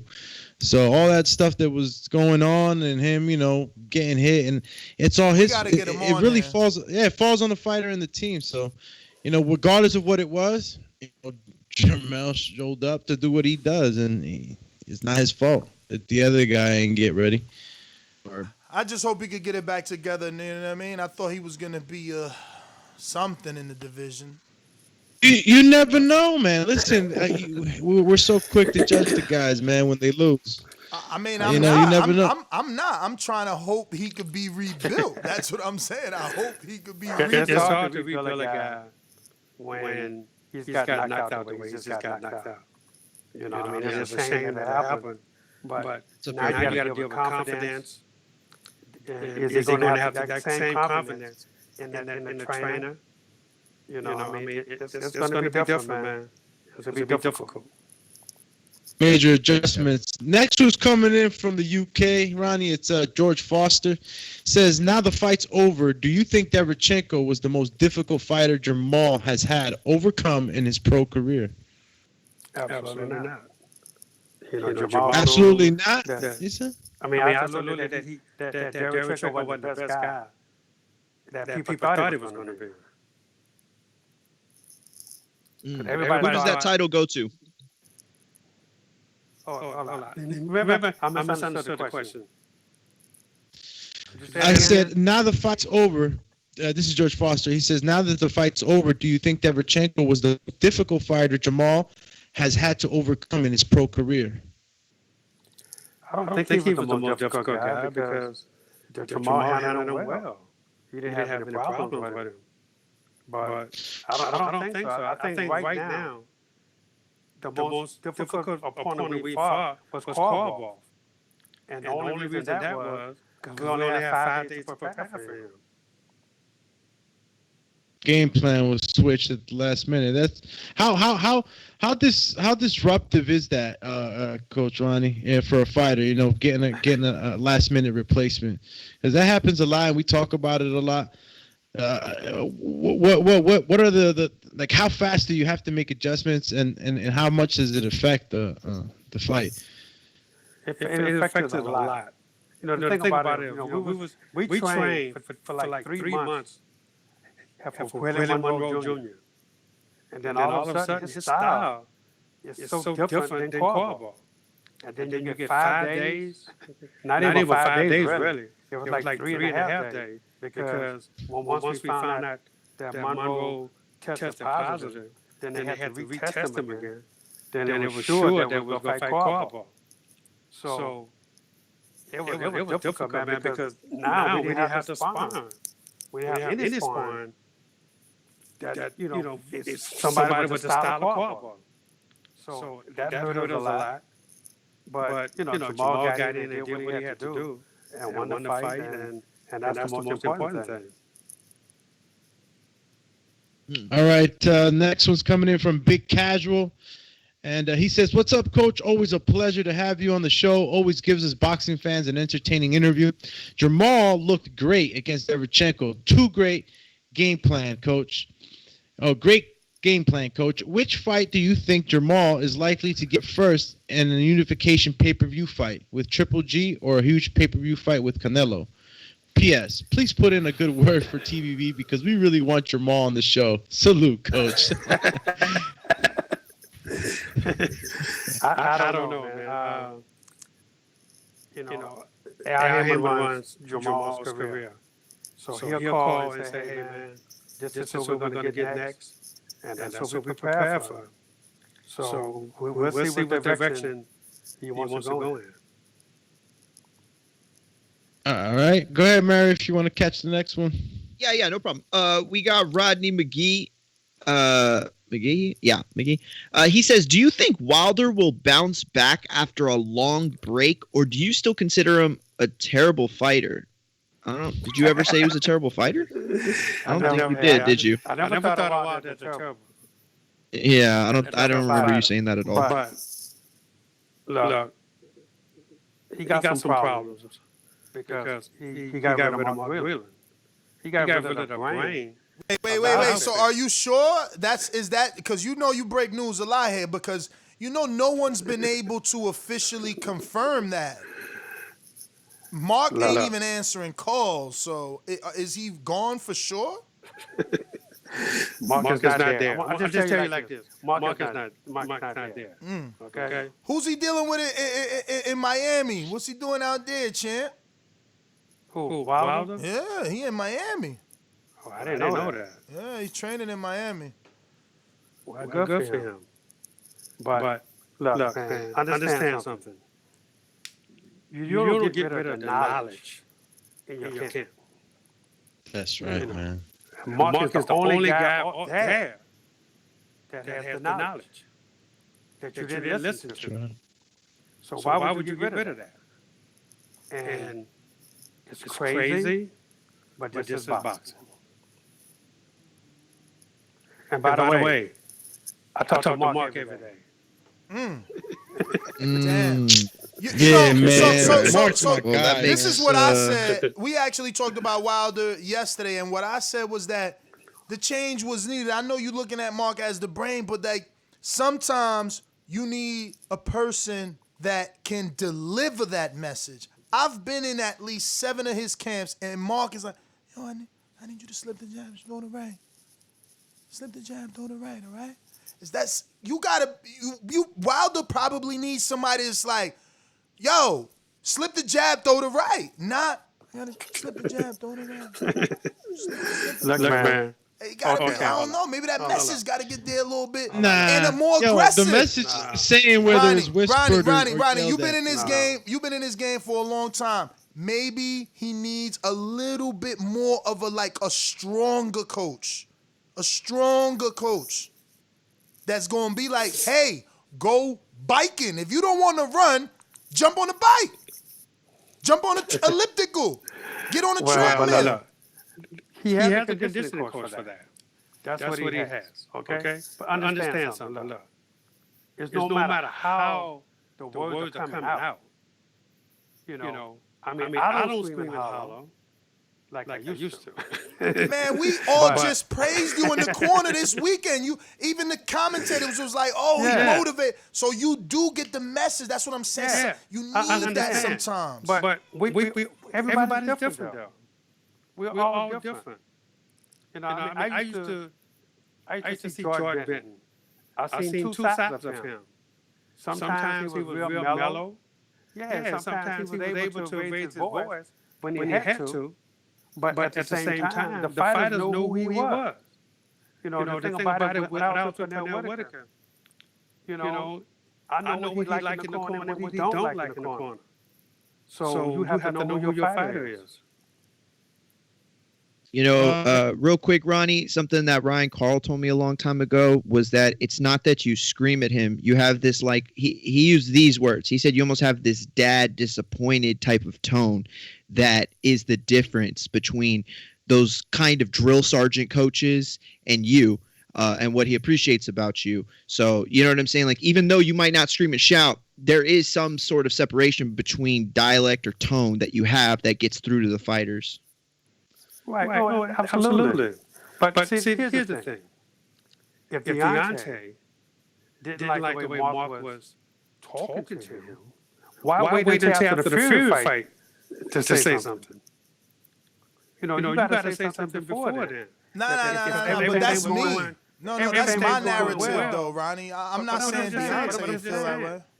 If everything was going well when you win, you win together and lose together. But you want Mark to be somebody else, and he can't be somebody else. He has to be himself. All right, next was coming in from Boston Jared, And from assuming from the name, he's from Boston. Would Jamal agree to any contractual terms with Canelo that included a rehydration clause? Congrats on the win. Hope to see you in a unification with Demetrius Andrade in the near future. Of course he will. I mean, look. What? Don't say that. Oh, God. Hey, yo, JT in New Orleans, see? Told you. Let me finish. Look, if Jamal fights Canelo Alvarez, right? They both got to agree to the same thing. That you can't be over what? Look, the other night, how much you think Jamal weighed the other night? 175. Bro, he was looking massive. Dude looked like a mountain. Easy 175. He was leaning on check. I was actually going to say 180, closer to 180. Put him on the scale. And he wasn't even that. What? He was under 175. Oh, wow. Wow. You know, Jamal got the look. But you know, his frame, man. That's what it is. The guy frame to put more weight on there. Cut out? Did he? No, he's there. Can you hear me? Yeah, we hear you. Now we can hear you. Yeah. I don't think you should mute Ness. I didn't mute. Sorry. But look, as far as weight training, as far as hydration, look, if we fight Canelo at 160, look, we still going to be the same weight. Now, it's you know, I understand what they did to when they fought Kovalev, and hey, I probably did the same thing for Kovalev because Kovalev is a big guy. But you know, Jamal and Canelo is about the same size. I'm sure Canelo had to rehydrate about the same as Jamal. But Ronnie, you know that the way that it works is Canelo makes you not rehydrate to it. Like, he puts the B side on the limit and not himself. Like, for instance, with Daniel, you know, he made Daniel not rehydrate, or rather hold a 10-pound rehydration or something like that, you know. It's not on his side. He telling you can't do that to fight him. No. Well, the fight won't happen. Okay. Now, see, as long as if he do the same thing that we do, why would we want to give up something like that? Exactly. Okay. Exactly. Now, as long now it makes better sense because I'm like, no, don't say that, because that's what happened to Canelo when he fought Mayweather. He like, oh, I'll fight at 152. Canelo Mayweather's like, oh, really? So let's do it at 152. And we all seen how little he looked. And also what presented the Warden Golovkin fight. Next question coming in from Carlitos in the UK says, congratulations to you and Jamal. I was very entertained by both twins, and they have definitely grown on me. If you speak to Jamal, can you tell him two things we want on the show, can you tell him two things? We want him on the show and we want Andrade next. Hearn said he would send Andrade across the street for Maul, so let's see if this energy is still the same. Love from London. Yeah, I want to see if Hearn telling the truth, would he send him across the street. He needs to. Poor guy been over there for 4 fights, and I don't know none of their name. Right. And Hearn got a battle that coronavirus right now. Word. Yeah. Ronnie, you keep your ear to the street, huh? Yo, that just broke yesterday. Oh, man. What's next, guys? Next one coming from James Valdez from San Antonio, Texas. He says, I noticed Jamal's dialogue and behavior appeared different during the post-fight interviews. He seemed more poised and calm. Is he working on being more fan and TV friendly now that he's moved up to pay-per-view status? I don't know, man.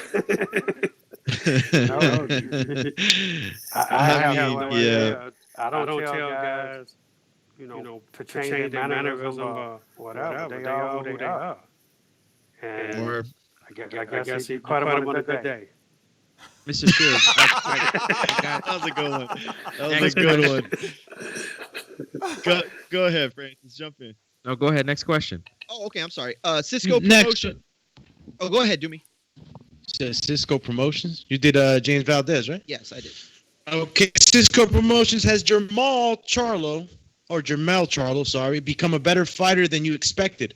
I only asked because in an interview he gave, I got the impression they felt like you didn't think he would be as good as his quote-unquote big brother. Ooh.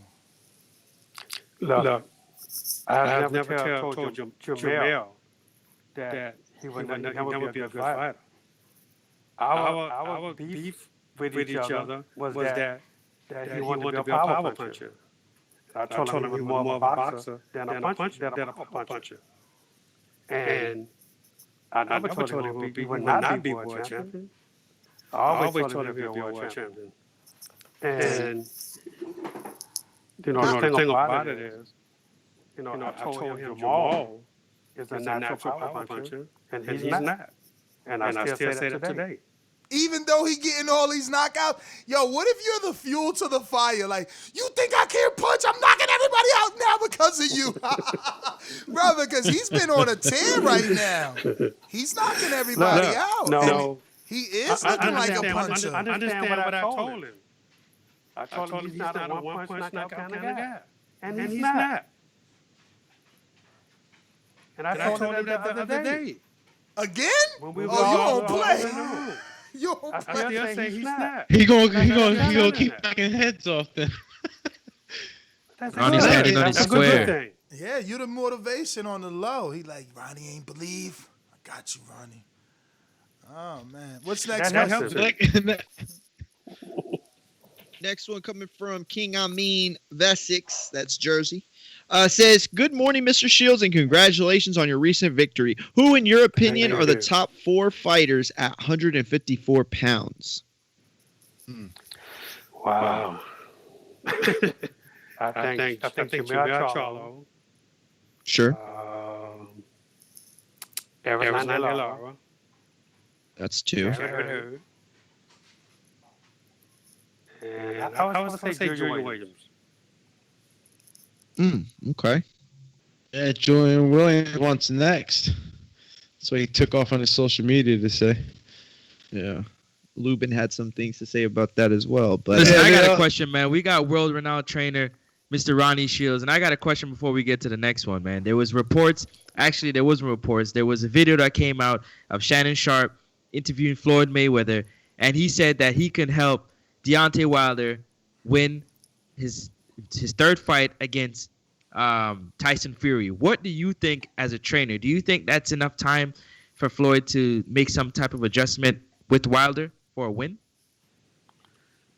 Of course it can help him to make the adjustment. But will he listen and do it? That's the thing. But he needs a lot of work on his defense before you can just think about offense.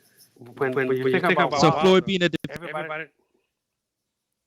Go ahead. As Floyd being a defensive wizard, don't you think that's type of That's Floyd Mayweather. Deontay Wilder. It's a different story. I don't think Floyd have enough time to teach him the Floyd Mayweather style. I mean, but does it necessarily have to be the Mayweather style? That's what Floyd has talked about putting on him. I don't know. All right. Next he one. don't have enough time to do it. But the thing about it is, I think Deontay is too old to learn anything such as what Floyd want him to do. Yeah, understandable. Next one coming from Joseph Rodriguez in Texas. He says, so of course we all want the fight with Canelo, but if for whatever reason it can't happen next, how optimistic are you to get a fight with Little G or Boo Boo Andrade? And you kind of answered that, but I mean, I don't know if you want to elaborate on Triple G is who he's talking about. Jamal has a contract with Showtime. And it would take the zone and them to mutually agree what network would have to be on. Or it could be a split network. I mean, I don't know. It has to be the power that be to answer that question. Not only Showtime, but everyone also. So makes sense. Doomy, this is I'm sorry, go ahead. Well, the next one, 40 No. 40 Thief is the last one I have. So if you want to, there's another one. Yeah, there's another one. I'll go with 40 Thief real quick, and you can get that next one. Good morning, Coach. We appreciate your time and congratulations. Who are your top 3 favorite fighters to watch, past or present, and who rounds out your top 3 boxing trainers of all time? So top 3 favorite fighters to watch and top 3 trainers. My top three favorite fighters of all time. Wow. Says who are your top 3 fighter coach duos of all time? Oh, I'm sorry. He must have edited it. Yeah. Oh, God. We got a bunch. Yeah. So, Ronnie, yeah. Are we ending it? That's the last one. We got to end it. Okay. Go ahead. Top 3 favorite. Yeah, go ahead. I'm sorry. No, top 3 favorite fighters? No, it's who are your top 3 fighter coach duos of all time? Oh. Man, I don't know. There's a few of them out there. Yeah, it's a lot of them. It's a lot, man. Fighter coach duo. That's just a weird in general. Like every fighter is a coach duo. We talking like like Tyson Customato. Exactly. Relationships that have sticking out throughout our boxing history, I guess would probably be what would come to mind. But there's so many. I know you, Ronnie. So many. I know like a million. But, well, Ronnie, I know you're back on. Well, not back on. Back for the first time on social media. Can you give out everybody that social media? I want to thank you, obviously, for coming on. And we definitely want to get you back on as soon as something shakes with that WBO petition. See, could we get that unification going? Because it's time. It's time, man. I know Jamal got to be like, yo, now that Jamel did it, he must be fired up.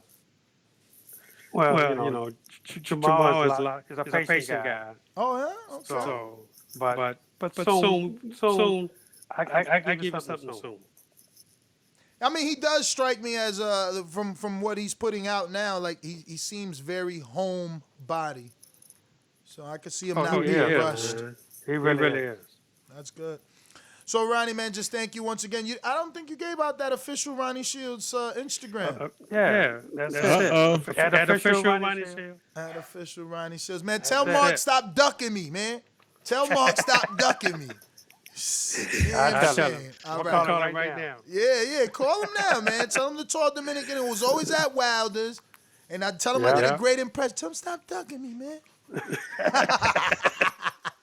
Ronnie, take it easy. Enjoy the rest of your day. There you have it, ladies and gentlemen. Ronnie Shields. Ronnie. So, all right. So, look, there was an echo. We're on interview mode. It's beta. So I guess we're assuming it was the software. Secondly, I had to rush them because the interview mode is timed. So you get a certain amount of hours per month, and it's in beta, so it only gave me like 100 minutes. We're done. We're at 9 now. We literally can't have an interview that way anymore. We might have to go back to Skype. The problem with Skype is everyone has to join. They need to make a guest feature. You just send the link, bada boom. Well, I mean, yeah, that's an issue, but so is, a guy coming on and then us not being able to hear him, Yeah. And also is the echoing, you know what I mean? So it's like, it's just pros and cons everywhere across the board. Well, I mean, like I said, it's beta. Hopefully they'll fix it. I already reached out, let them know what was going on. There's bugs every day, bug fixes every day. I actually updated today. There was a new update. So I guess it will fix and sort it out. Before you go to the sponsors and obviously the TBV fam callers, I would like to get some of these super chats that are on here. So I'll start from the top of the top Dizzle. You got LV Slugger that says Andrade needs to fight somebody. Derevchenko. Hell yeah.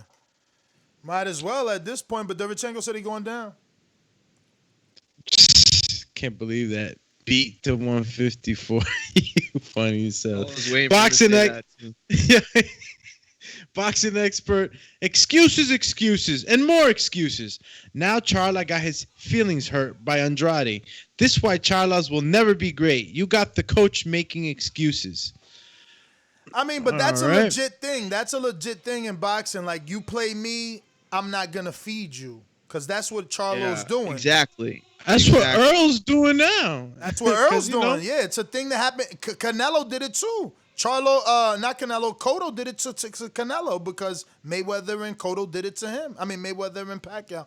More Pacquiao than Mayweather. Mayweather actually blessed him by fighting him at 54. Well, the next one's coming in from Boxing Expert, and he says, Reynoso said Charla talks too much. No fight. Oh, he did say that? Oh, I'm going to have to go. So there you go. There you go, Boxing Expert. I don't want to call you a hypocrite. A little hypocritical, though. One trainer says, oh, we're holding a grudge against Andrade. Another trainer says we're holding a grudge against Charlo. So you're cool with Reynoso being mad at Charlo for talking too much, but you're not cool at Ronnie and Charlo for being mad at Andrade for talking too much, basically, because you signed to fight and then you pulled out. Now you calling me a Doug. Like, so... Let's be fair, guys. Let's be fair.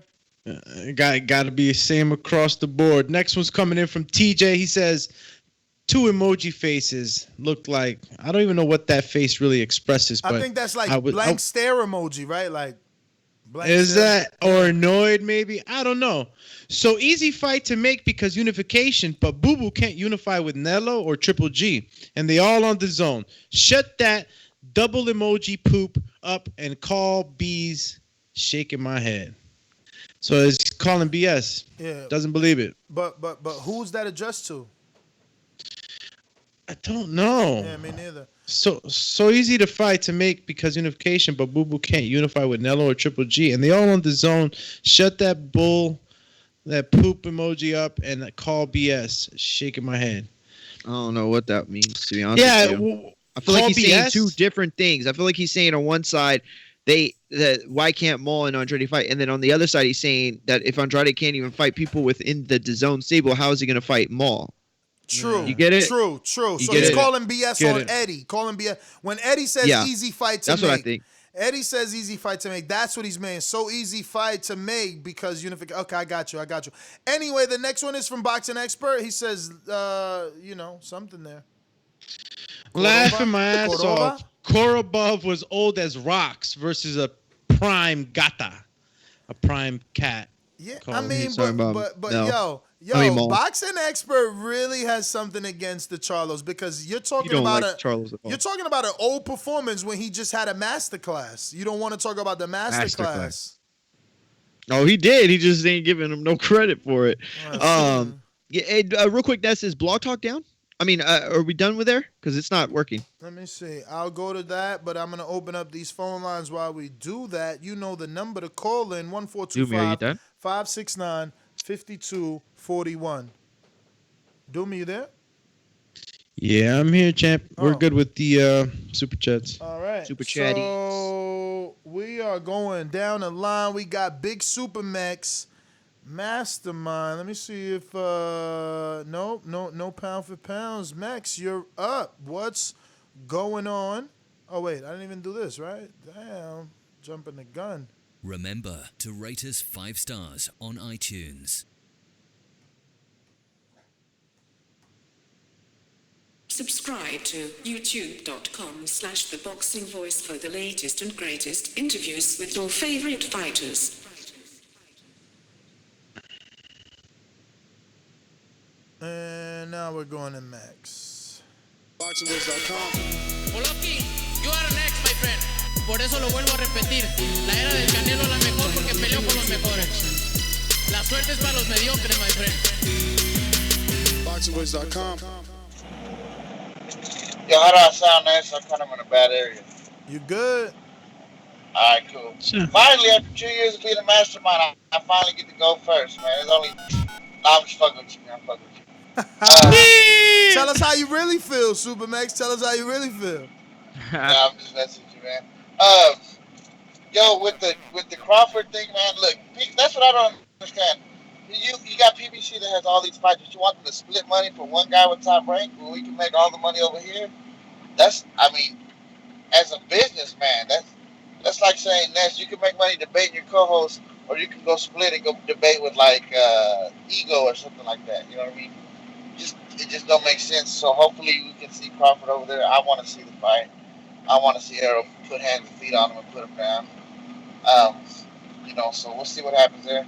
And with the Charlo thing, man, great interview, guys, obviously, as always. But, man, I hated hearing that Jamal is exclusive with Showtime, man. That's just that kind of lowers some. I feel pessimistic about that, man. I wish he was at least with Fox. But that's my first call.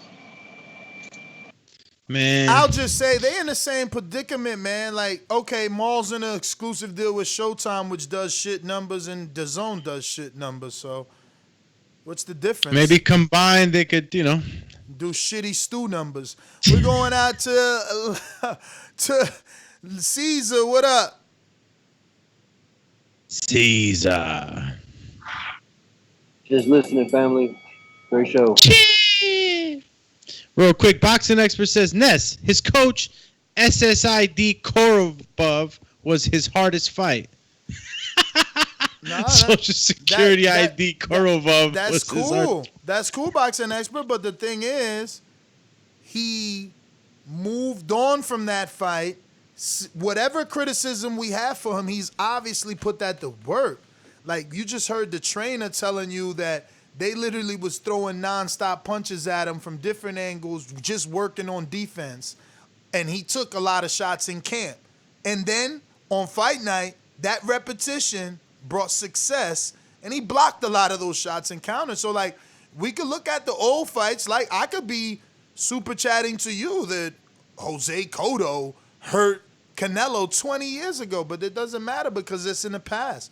What matters is your last fight, and you're only as good as your last fight. FYI, that's a phrase that's been in boxing for a while. You're only as good as your last Forever. fight. You know what I mean? Coach Myers, Boomerang. Yo, y'all can hear me? Yes, sir. Loud and clear. All right. As far as the Crawford situation, I think he should definitely think about going to PBC. It's about time he woke up. Took long enough. We was hoping he woke up before he re-signed that contract years ago.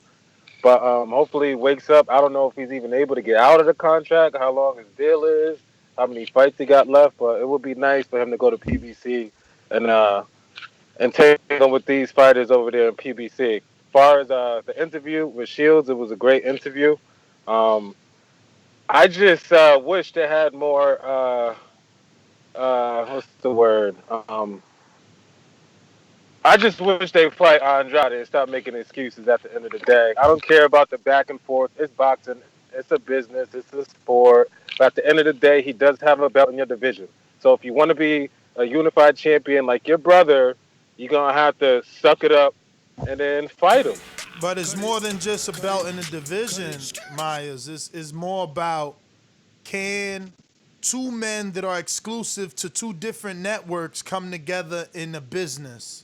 That's what this is about. See, we didn't know till today that he was exclusive. Remember, last time, a couple of times ago, not last time, but a few last times ago that we had Ronnie on, is when he kind of said something and it sparked Eddie to send him the $7 million.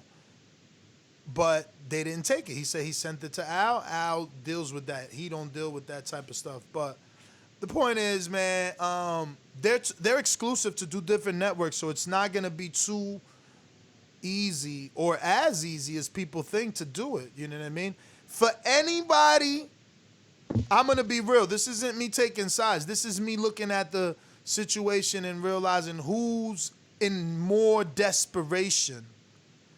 And I would say that it is Andrade.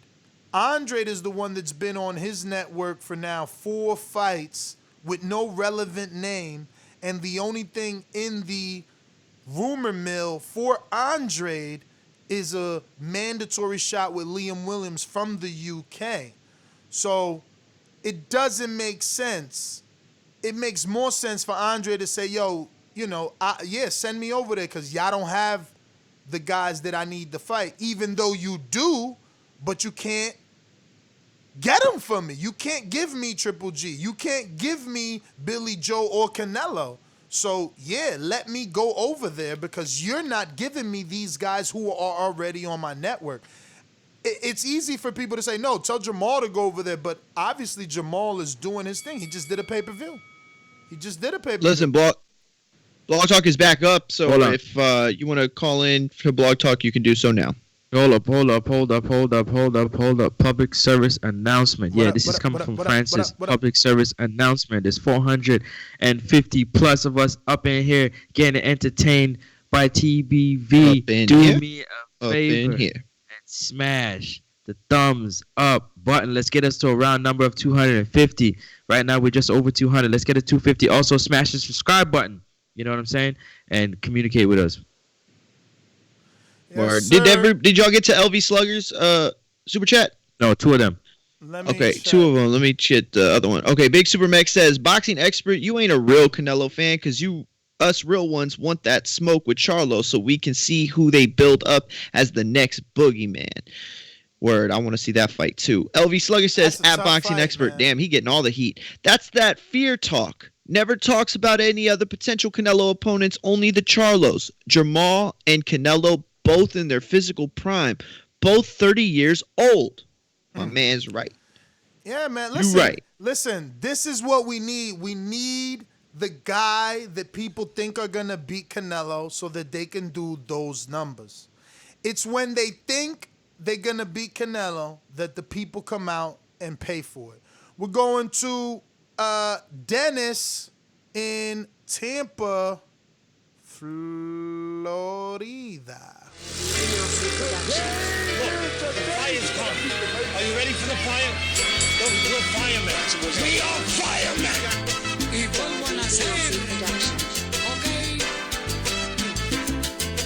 boxingvoice.com. Hey, buddy. It's yeah, my intro's being played. I appreciate that. Yo, as it applies to Crawford and going to PBC and all that shit, I don't understand. Why is everything that Coppinger says or leaks or whatever is what's going to happen?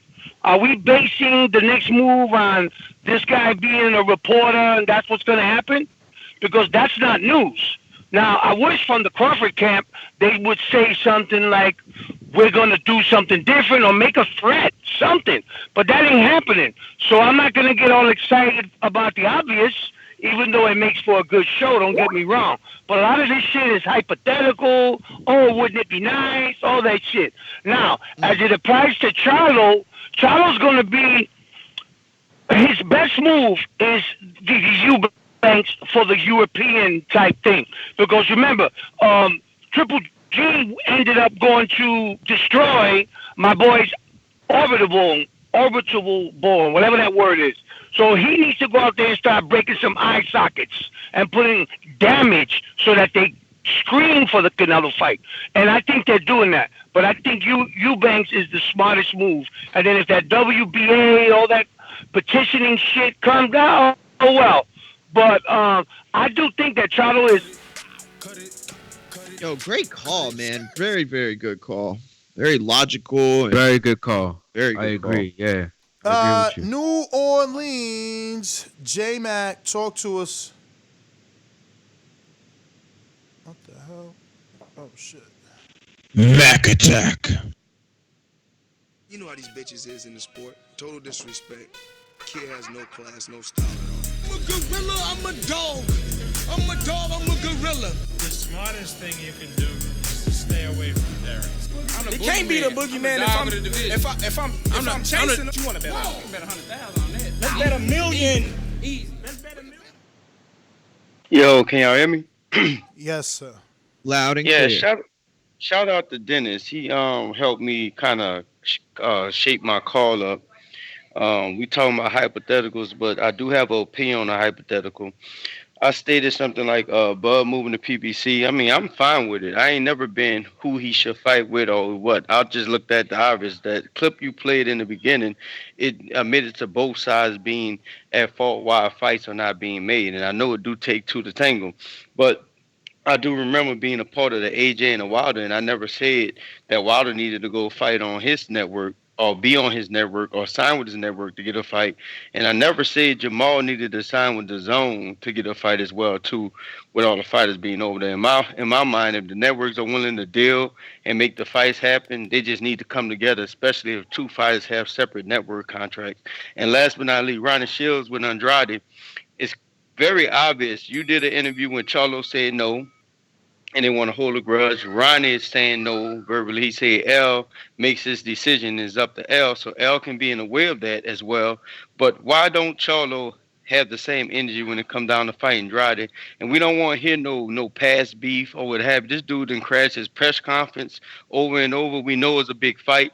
Hearns then say he was willing to send him over to Showtime, and I do agree with you as far as Andrade being the one that has to come over. I totally agree with you. It makes no sense for him to continue fighting there. If Hearns will allow Andrade to come over, he needs to come over and get that fight.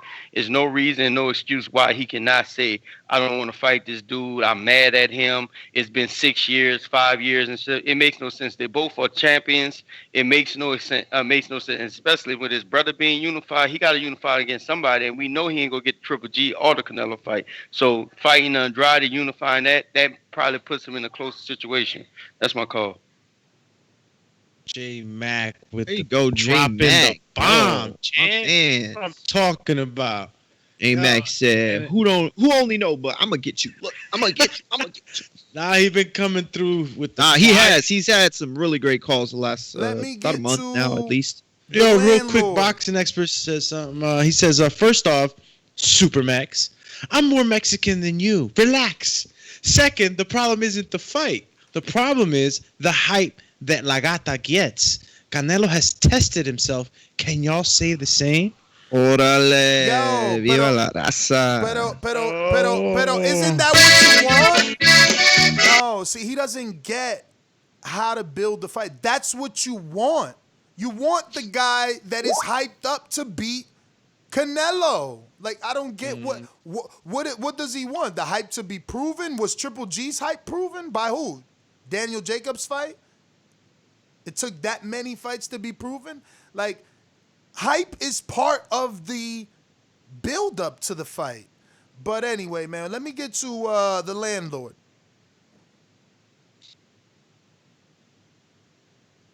Landlord, just listening, going once, twice. Louisville. All lines open on Blog Talk. Just letting y'all know, all lines open on Blog Talk. Louisville Slugger, holler at us. TBV, what up? What up? No, man, I just wanted, I got to call Coach Myers out, man, on that Andrade. Who was Andrade's fault, man? To get that Jamal fight, he ain't fought nobody. He got to keep that same energy with Bud, no? Bud got the WBO over there. He done did way more than Andrade. So Errol need to be going with what he's saying, you know what I'm saying? He need to go over there with Bud at. What we always saying with Bud, he ain't fought nobody. Well, that's the excuse people make. Bud got a way better resume than Andrade. So I don't feel like Andrade deserves a Jamal fight, man. He gonna have to fight somebody to get that fight. In my opinion, you know what I'm saying? Because Andrade ain't did nothing. He need to get a big name on his record and get that fight. Yeah, that's all I was saying. I just know he called in about Bud, how he not fighting the names he supposed to be fighting, but he got a WBO belt. He need to get that fight too. He need to get that Errol Spence fight. He got a WBO belt, so that's all I was saying on that. You guys that WBO call you titles. Just like the king is what I mean. The king is what I mean. Ladies and gentlemen, I'd like to introduce to you a young fella, and he comes from the Magnolia. Ooh.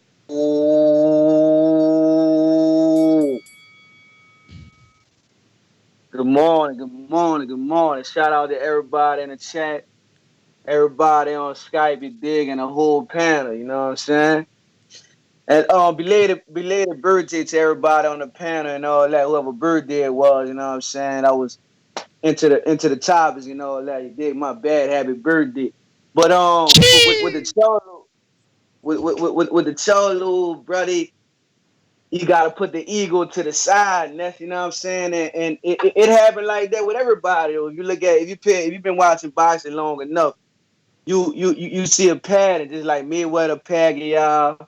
A lot of ego was involved with that, you know what I'm saying? Like the Spence Earl fight and the Spence Thurman. You could definitely see the egos in that, you know what I'm saying? And the Crawford Thurman, and you know what I'm saying, everybody else, like, bro, it's just that shit come along with boxing, but man, we gotta put that to the side and get these fights made, you know what I'm saying? Ain't no reason why, bro. And I never trained for a fight or got mentally locked in for a fight that I was hoping that happened, and everything signed. So I'm like, all right, I'm focusing on this guy, and all of a sudden they just say, ah, man, this guy pulled out. I never been through that, bro, but that was a Nah, when that happens to you, I mean, look, in the amateurs, you don't know who the hell you're fighting until you get there. I mean, maybe your coach will know somebody that knows the guy, but that's why Border Wars is better. So if you thinking about going amateur, you just want to get that off. Border Wars is better. You at least get tape of your fighter. You see him, you know him, you get to hear his interviews. So it might build it up. It even makes it more like a pro fight, but it's better than an amateur fight. No one records you for your amateur fight or interviews before or after for your amateur fight. There's no document of it. You have to do that yourself. So, yeah, for anybody on the fence, unlike Doomy, who tried to play Border Wars out the other day in a debate, Border Wars is better than an amateur fight. Yo, Border Wars. Chip! Super Mex on the super chat says, more Mexican than me, yet you don't want the Mexican warrior to fight the guy who's hyped up as the baddest out there.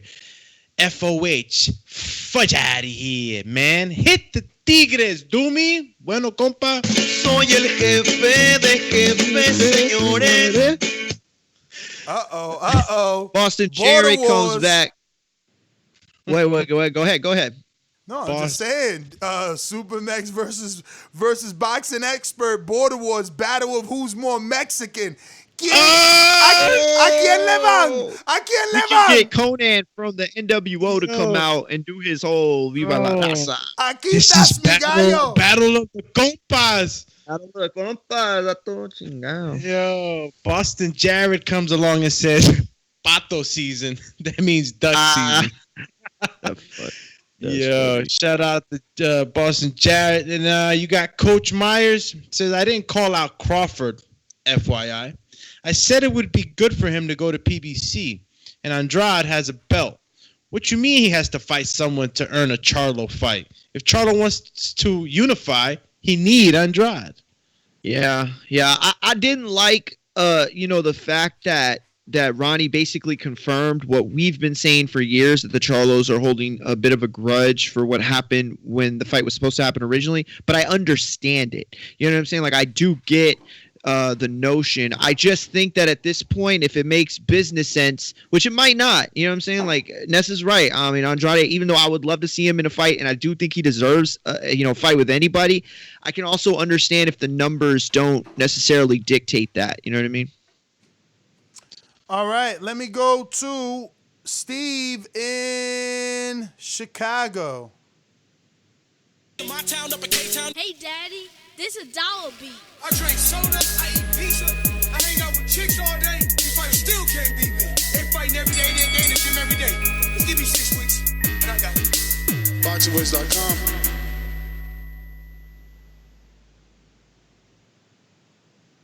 Steve, just listening, going once, and maybe the phone's in the pocket, fumbling, it dropped, pick it up from the floor twice. All right. Steve is taking on Galactus right now. Brandon, Please Cincinnati.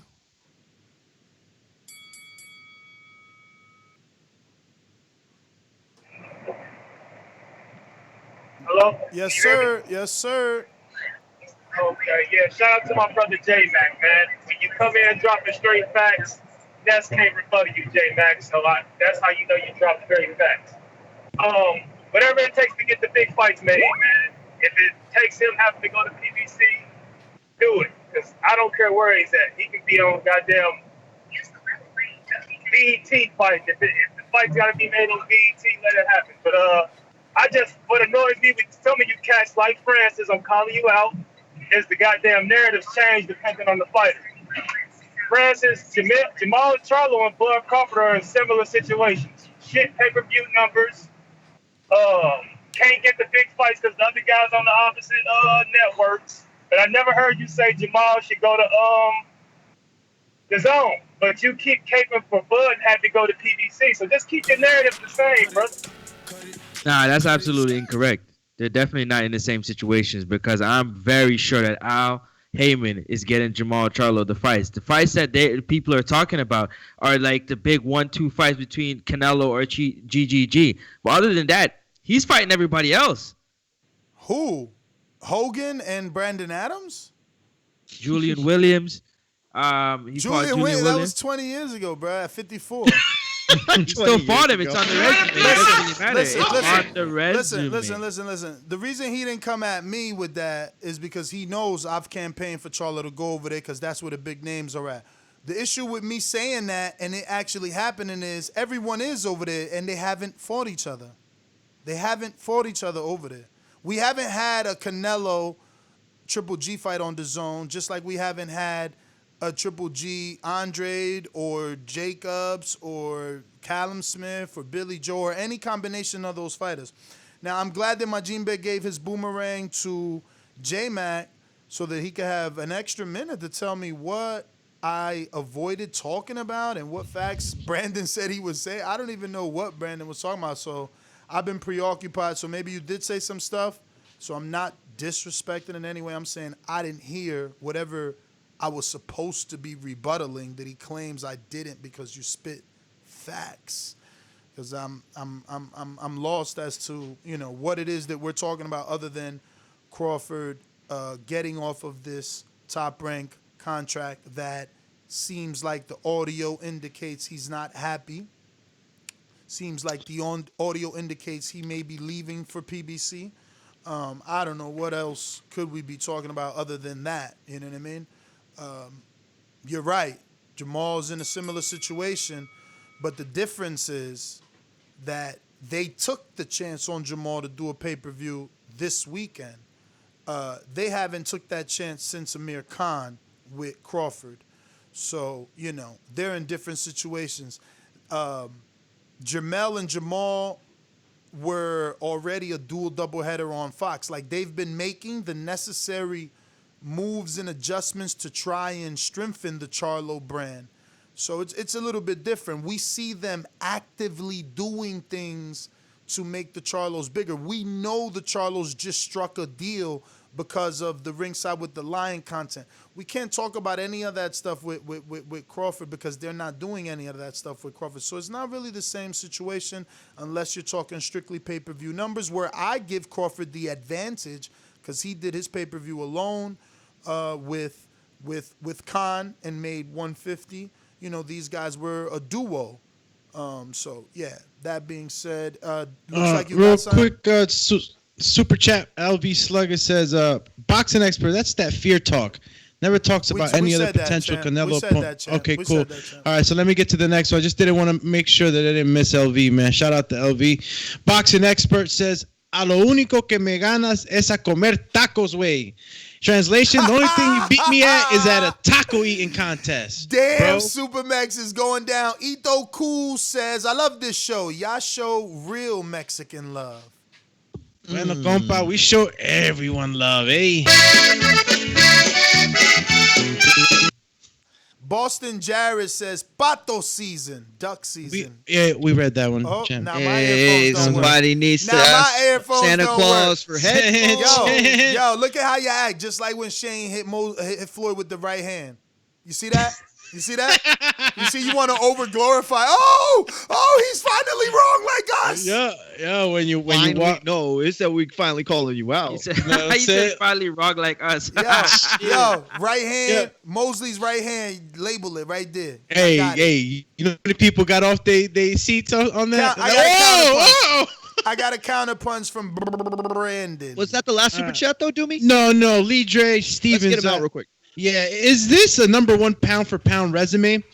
Aegis Kavalaskas, Amir Khan, Jose Benavides Jr., Jeff Horn, Julius Adango, Felix Diaz, and John Molina Jr. Yeah, man. That's Amir what Khan it is That one of the greatest of all listen, time. you know why so, it yeah. is? According to Manchester Mario, Amir Khan makes him the greatest of all time. But I mean, listen, according to millions of listen, people, you know but why, sure. You know why it is? Because is everybody wrong? Like, I get that part of the Crawford argument, of the Bud Tenders argument. Like, is everybody wrong? Are we the only ones right? Like, I don't believe that. I don't believe we're the only ones right. So every other list has him as pound for pound. Like, you know, what are you going to do? You just got to hope someone fights him and proves that list correct. But I don't know. Is everyone else wrong and we're right? Like, he's obviously pound for pound. He's on everyone's list, bro. Rightfully so. There you go. What are these fighters do? Yeah, I was on mute. Sorry. What are these fighters doing right now? Right? Like, where's Julius Adango right now? Where's John Molina Jr. right now? Where's Felix Diaz at? Julius Adango had a 6-rounder in Alabama at Save Mart. You know what I'm saying? Amir Khan's getting into the sanctioning body of it all. Okay, and then we got John Molina Jr. who's always a fight. Kavalaskas just came off of a win to a Canadian welterweight by the name of Ike Ozuski. Benavidez is retired. Diaz is retired. Pedraza became a 2-time world champ. No, he didn't beat Pedraza, right? No. I'm sorry, my bad. Wrong person. Yeah, but just to give it a little we context. haven't heard anything from since, but I think he became a champ. And then Pedraza beat him. Pound for pound. Yo, the thing is that, man, like, we know, well, I know how great, you know, Bud can be and is, you know what I'm saying? It's just he's stifled right now. He's being fed the diet, and you can't say no to the diet. You know what I'm saying? Let me get to this counterpunch. Brandon. Yo, Ness, shout out to you, man. You saved me some time on this call when this guy said Jamal's getting the fights he needs, and Bud isn't. And you said Brandon Adams, Cora Bob, and fucking Hogan. I died laughing. So thanks for that, man. I didn't have to rebuttal that dumb shit. But as far as what I was saying about J-Mac, I said J-Mac was dropping facts, and you know when you're dropping facts because Ness ain't got no rebuttals. He's sitting quiet. So usually if he's saying some bullshit, you would have rebutted him. So that's all I was saying. As far as Terence Crawford, what did he say though? Because you giving him credit. What did he say? I was just busy. He was pretty much saying the same thing. He was pretty much saying the same thing I say. Like, we don't say that other fighters need to go to the networks that they A-side competitors are. We didn't say why. But that's not true, Brandon. See, that's cool. Francis is wrong, but Nesta Gibbs wanted Deontay to take the 120. I'm on record. Remember, Mike at the time was my co-host. He did not agree, and we were always beefing over that. Nesta Gibbs wanted Jamal to go to Dazn. You know, Nesta Gibbs wants Canelo to get out of Dazn and go to PBC. Like, I've always been the guy that says go where the fight's at. Just like I've been saying Terence need to go to PBC. I always do that. I'm consistent with that. It just doesn't make any sense to not do that. You know what I mean? But I'm also not making the millions of dollars that these guys are getting to fight the Felix Diaz's and John Molinas of the world. So I don't know. You know? I don't know what that is. You know what I mean? I don't know what it is to get that at that level for that level of work. But it looks like we got to everybody. It's time to go to Boomerangs. I'm doing them once over to make sure. And Keem in Florida, I don't think we got to you, so we will go to you before Boomerangs. You there available? Boomy. No boop me? Boomerang! Steve, I definitely forget you. I can come right to you right now if you're available, but we definitely went to you, played your intro and everything. You didn't talk. If you're available, speak up. Yeah, I might have missed it. No problem. Yeah, sorry. I might have got caught up with somebody. Hey, man, I want to bring this up because I did some research this morning, and there's data to report that, and it's not so much you, but your host like Doomy, Mario, and even this new guy, like they're always bringing up MMA. So this data is saying that there's really only 10% crossover. But I think after hearing this show, we can come to a conclusion that the biggest problem in boxing isn't when they go up against MMA, but when they go up against each other. You know, these network deals, these promotions, like that's what's hurting boxing. It's not the MMA. MMA fans, the majority of MMA fans don't want to watch boxing and vice versa.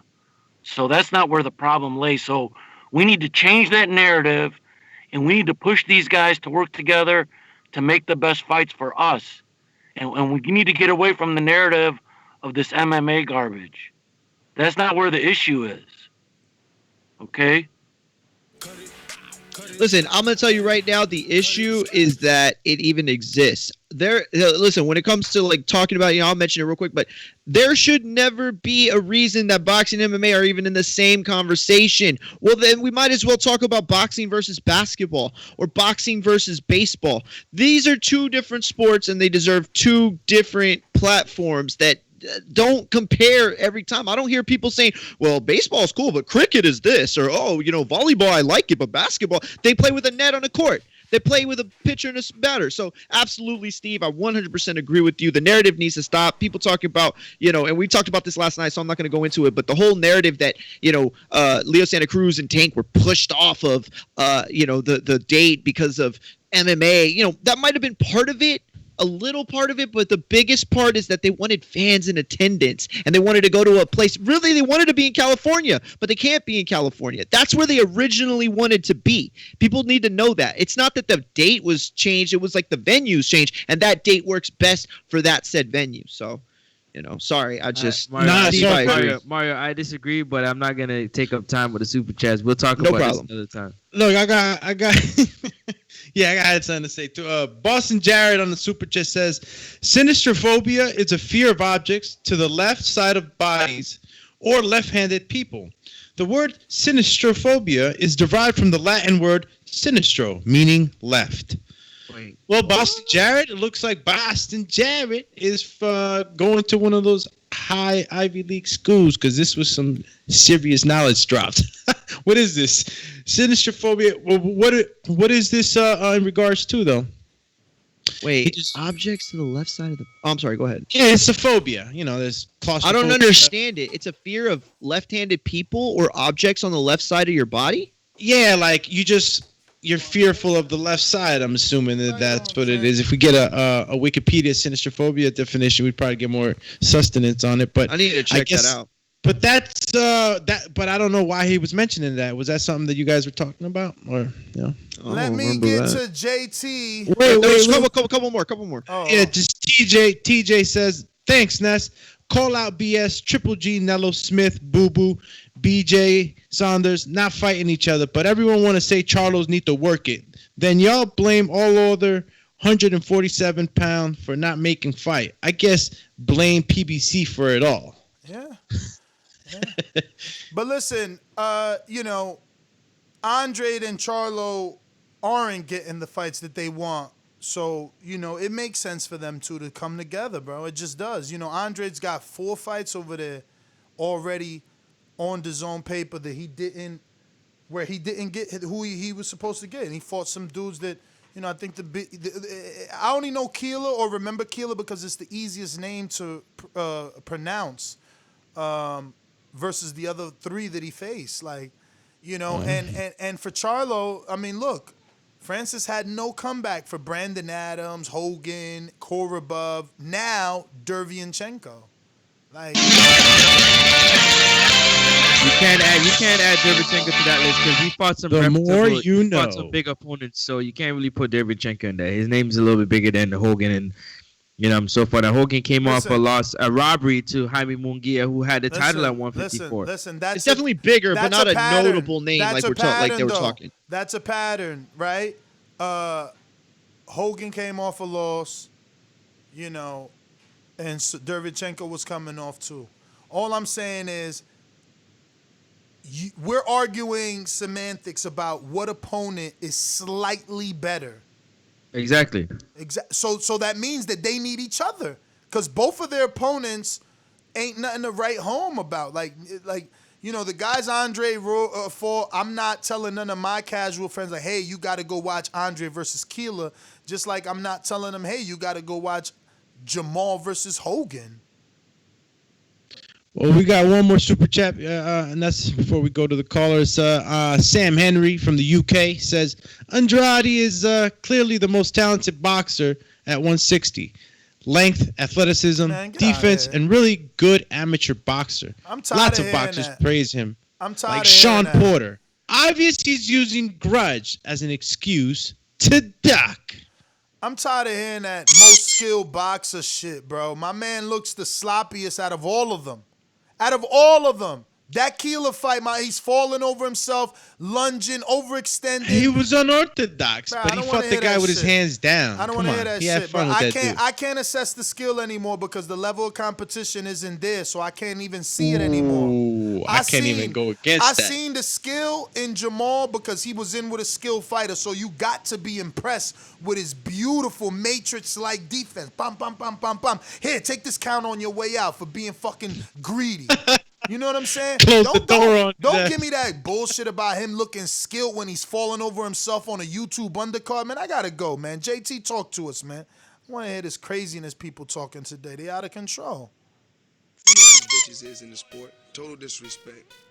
So interesting that you come across like a nice guy, but you're really a piece of shit. Hey, that comment. That was a piece of fuck you. That was a piece of shit. You know, we're doing live TV. I don't care. What are you gonna do about it? I'll kill this mother. Why do you have to talk like that? Well, I'm talking to you the way I want to talk to you. You have a problem? Turn off your station. I'm the best. Yeah, can y'all hear me good? Yes, sir. Hey, you know the funny thing? I be having so many topics I want to talk, but y'all change them up. Mari, that's your second time intervening in one of my calls. I feel like my question didn't get answered earlier because you made that comment earlier. We got too many questions on there. And Francis, you asked the question earlier that knocked out one of the questions on the Patreon earlier. Now you don't have too much to say. But also I agree with Steve. This is a boxing show. You know, I feel like I support boxing. I was a boxer and all that. I'm old school. I like the boxing. I don't care for the MMA. I know Doomy, Francis, and I think Mario talk about it a lot. I noticed Ness be shutting it down with that MMA. Like when I walk in places, like they be like, Jay, you watching a fight? I'm like, yeah, what big fight? They talking about an MMA fight. So there's a lot of casual fans that support the MMA more than the boxing. And that's the issue. I agree with Steve. They need to get that together so they don't be competing on the same day. But to piggyback off what you said, Ness, about I'm a piggyback off you, and you're right. It's because the UFC is giving the casual fans the big names. Like, you guys that are UFC fans know the, Adesanyas and, Ness. Masvidals. I gotta interrupt you, Ness, because you're incorrect. It's not they're giving you the names. It's the fighters. A lot of the undercards that these guys are fighting, you don't know who it is, but you can guarantee somebody's either getting submitted, they're getting beat the shit out of, they're getting in some type of chokehold. Something. Yo, dog. Hold on. But let's debate. What is the difference between all those outcomes and the same goddamn outcome you get on boxing undercards? Like, let me just explain. On the undercard, you get guaranteed A-side wins. So you're saying they submitted, they knocked out. You know what I mean? Yeah. Let me add that. Like John, go ahead. Let me just add to what Francis was saying, and I think this is the direction he was trying to take it, right? It's not so much that you're getting guys getting knocked out and all that, right? Because that's what's happening, but that the matchups are a lot better, so that you get those fights where you got two guys that are at about the same level or are in the same want, and this fight means everything to them, and you got the $50,000 bonuses, whether submission of the night, fight of the night, knockout of the night. You got all these incentives. Plus, you got guys matched well where we don't know who's going to win. It's entertaining. I mean, we know that at the beginning of the bubble, we had matchups that we knew who was going to win. It was all just to keep us, alive in the meantime. And it's gradually gotten better, The other big side of it, the other big side of it, to piggyback off what you're saying, is a lot of these guys, you'll see them on 1 or 2 or 3 undercards, and then boom, they're probably challenging for a title. You know what I mean? So their name and their thing grows a lot faster in boxing. You got a fighter like Boots, he's a good fighter, but he has 26 fights and he hasn't fought for a world title yet. He's still a contender. It's continuity. Look, we can go on and on about what can be done better and what they do better. Sure. The belt system obviously is better. They don't have to worry about all these different, governing bodies to get in the way of making fights and all this other stuff. So, it is what it is. But I think there's another point that should be made, right? It's going up against each other on dates as boxing events versus boxing events, right? How often do we see that? Where you'll have close, or fights falling on the same dates, and how much does it really affect it? No, and that's the 31st. That's the 31st. Bellator doesn't go up against UFC. Boxing goes against each other. We got some super chats. Coach Myers says, Ness, stop hating on Andrade. He's 45 minutes from me. Try to get him on the show, or I'll hit him up to get him on the show. Andrade is the fight we want. Yeah, you hit him up. Me and Andrade used to be fly, and, I guess he don't like that I'm telling the truth about his resume. Like, come on, bro. Like, who the fuck has he fought? Brian Rose? Alantez Fox? Maybe Willie Nelson? Like, those are the biggest names. I don't even got his resume pulled up. Somebody want to prove me wrong? Like, what's the biggest name? Where's his Hall of Fame win? Where's his first ballot win? Is he going to the Hall of Fame? Or is he going to be known as the most skilled amateur boxer of all time that never accomplished his pro potential? Because that boy be in shape too. I've heard about him beating everybody in the amateurs, from the Keith Thurmans to the Daniel Jacobs to probably a Klitschko. But where's that at in the pros, champ? Like, we just remember he had that legal thing going on for a while too, so it slowed up his career. He had a lot, and that's what these Andre fans ain't noticing. My man was with Banner Promotions and Star Boxing for his entire career. He finally got with somebody that's giving him some money, and you don't think he trying to save that nest egg? Like, he ain't mad. I used to have his father. He definitely don't got no Hall of Famer on his resume. He got Willie Nelson, Vannis Manrosian, but I can't see no. Nest egg Ness. Man, I lost my thought. We got more super chats coming in. Let me get to them. It looks like, let me go up to this one here. We went to Coach Myers. We got LV Slugger that says, Jamal Charlo knocks out Andrade. Fought nobody. The next one is from Rod and A70. He says, Ness, I created the counterpunch, and my question helped you break news with Deontay Wilder. I add value to your show without being on daily. 100 emoji, laughing out loud, #legend. But you still ain't answer. You still ain't answer the fact that I was like, where you at for the Loma stuff when Ronnie was coming at you? TJ in Ohio says, we need a show on robberies. Chenko and Hogan should have had belts before fighting Charlo. MMA records don't matter. Boxing emphasis on records. Truth. We're going to JT counter punch. And that was a lie. Hey, I deserve 5 more seconds for that, what he just said, Ness. Hey, Doom and Francis, y'all need to do MMA, bro, because y'all nipples get a little too hard. It sounds too exciting. Violation of the rules. Violation of the rules. Here we go. I apologize. Look, I forgot we just talked about that. Y'all got a little excited about the MMA and stuff like that. I feel like y'all should have the same energy when it come down to boxing. I'm just saying. I'm listening to your energy, Francis. Look like you support MMA. This is a boxing show. And Doom, you've been doing a lot of MMA talking on the slick, and you supposed to be a boxer. I'm So, I mean, both, I'm man. just saying, if I I'm see just saying something the do obvious, better- bro. We talk boxing on this show, so have the same energy for the boxing side. Not the you could do this, in MMA. That's MMA. Make an MMA show. Listen, I'm but with you. the problem is hold that on, hold others on, are the let me ones rebuttal. bringing this up. We didn't bring up MMA. Let me rebuttal, Like let me other rebuttal. people bring up the MMA. Like we never bring it up. Hey, I'm You know what I'm still saying? with Let me him. rebuttal. And when we do, it correlates to boxing. Let me tell you At the something. end of the day, if you're watching, you know what I'm saying, if you're watching somebody else do something and you're like, yo, what they're doing is pretty good. I'm pretty sure the UFC copied some form of what boxing does Oh, and absolutely, incorporated it into their system, Yeah. but used it something upgraded. So why not? That's a form of flattery when you look at somebody and say, you know what, I like what they're doing. Let me see if I can use some of it and do something different with it. So it's not talking about UFC. It's there. The proof is in the pudding. It's not my opinion. It's the public. They put it out there. It's the proof's in the pudding. This is a hardcore perspective. Remember, Francis. You know, JT's a hardcore. No, I love boxing. And check it. No, but check it. Yeah, no, check it. No, and I'm not gonna let him ruffle my feathers so easily, right? But I understand, you know.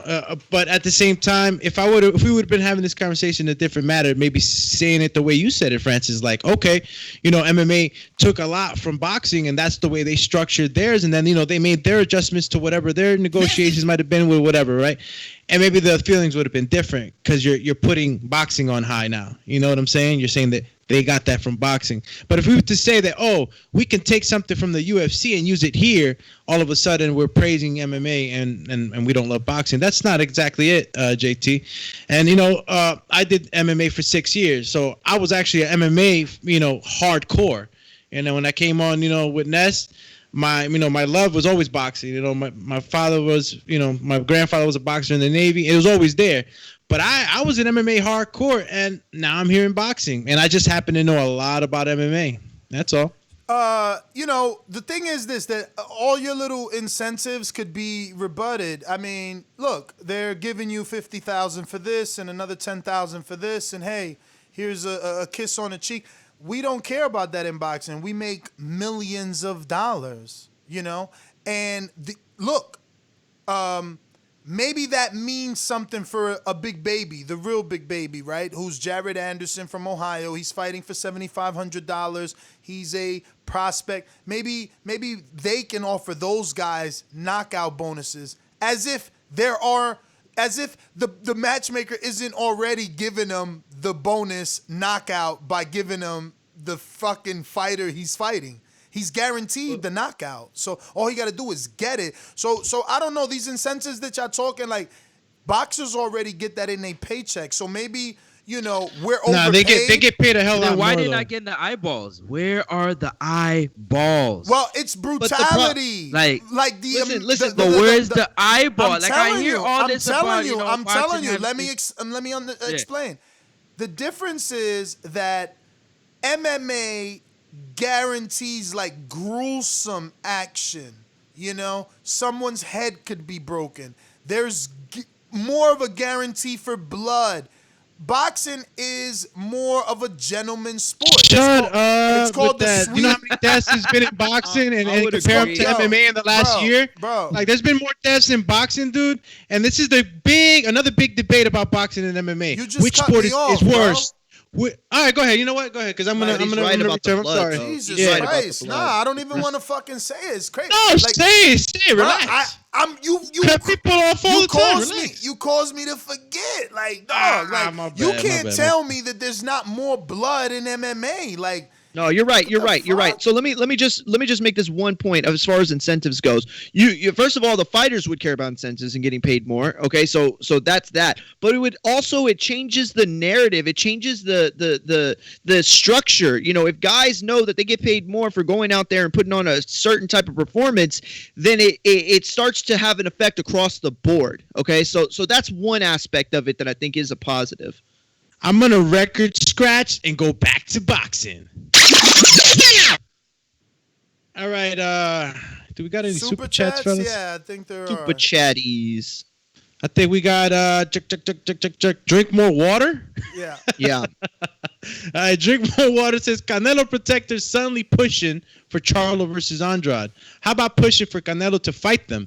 The man requested franchise to duck Charlo. Good super chat. Good super chat. And don't forget to drink more water. No, I mean, boxing experts is gonna say the Charla didn't do anything. That's why I want him to fight Andrade, But he went up the mandatory route. That's what he did. All right. Trent, so you got a couple more if you want it. Take care of them. TJ says, "What lie? Nate 12 lost Diaz, still pay-per-view star. #truth." It's true, but he's on his way out, man. I don't know how much longer. My man said he wants to fight forever. The other day he said it. Super Max says, with a bonus, they still make far less than boxing. And it depends what percentage are you talking about, Super. There's a very small percentage that makes those millions, like Floyd Mayweather. So there's pretty much a different. No, tiers. he's right. He's right. He's absolutely 100% right. But the point is that boxing, if they were to use it, it would make them more money. Again, this isn't about MMA is better because of this or boxing is better. It's but like, Mario, what can we use to make boxing better? Like we don't. MMA, we could use that in baseball and football. Like why don't we have a players union, a fighters union, stuff like that. The issue is boxing fans are fickle. Sure. Like UFC copied that from us. Google what year James De La Rosa fought on Golden Boy card, maybe versus Angulo.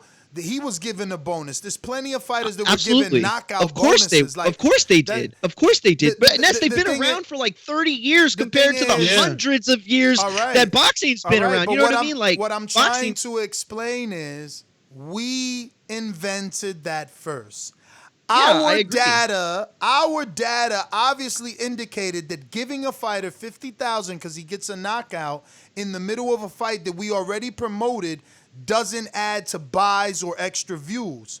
The promotion for this fighter getting the said knockout needs to happen before the actual fight takes place. Not, this fighter is gonna all of a sudden may get a knockout because of this bonus, so more people are going to tune in. No. If anything, you need to be promoting that this fighter is being offered a bonus to produce a knockout in the buildup of the fight so that the fans know, like, why are the fans tuning in? Unless it's in a culmination of things, meaning over time, these bonuses kicked in, now they're consistently producing knockouts, and that's like their marketing. We guarantee knockouts. But like, how does that help for a bonus to be given right now when it doesn't add to buys or views? It just doesn't. But again, I think, look, we don't have to have that conversation. I think it just ultimately changes the structure that would at some point make, people expect a certain degree of fun or a certain degree of knockouts. Maximum violence. Exactly, maximum violence. You know what I mean? And that works better for all of us, I mean, maybe just match the right fights. Yeah, matchmaking. We knew Povetkin and Dillian was gonna be maximum violence because A, they said it, and B, they both had power. So we seen what Fury Wilder was because of the level of those two fighters. Like, if you put the best in there, look at Earl and Porter. No knockout, but it was a great fight. If you put I think it's easier to accomplish fight bonuses than it is for us to change the entire nature of to change the nature of what's it called? Matchmaking. You got a lot of people on the chat right now. It's feeling like this. Hello, darkness. Coach Meyer says, this show makes MMA more popular. 2 boxing fans when you have the biggest boxing show podcast and the 116K subscribers and 2 of the co-hosts talk about it daily. 3. I said less about it than anybody it's today. 3 of them. All 3 of them love MMA. Smash the like button, you man. said Go more ahead about and smash the like button than me.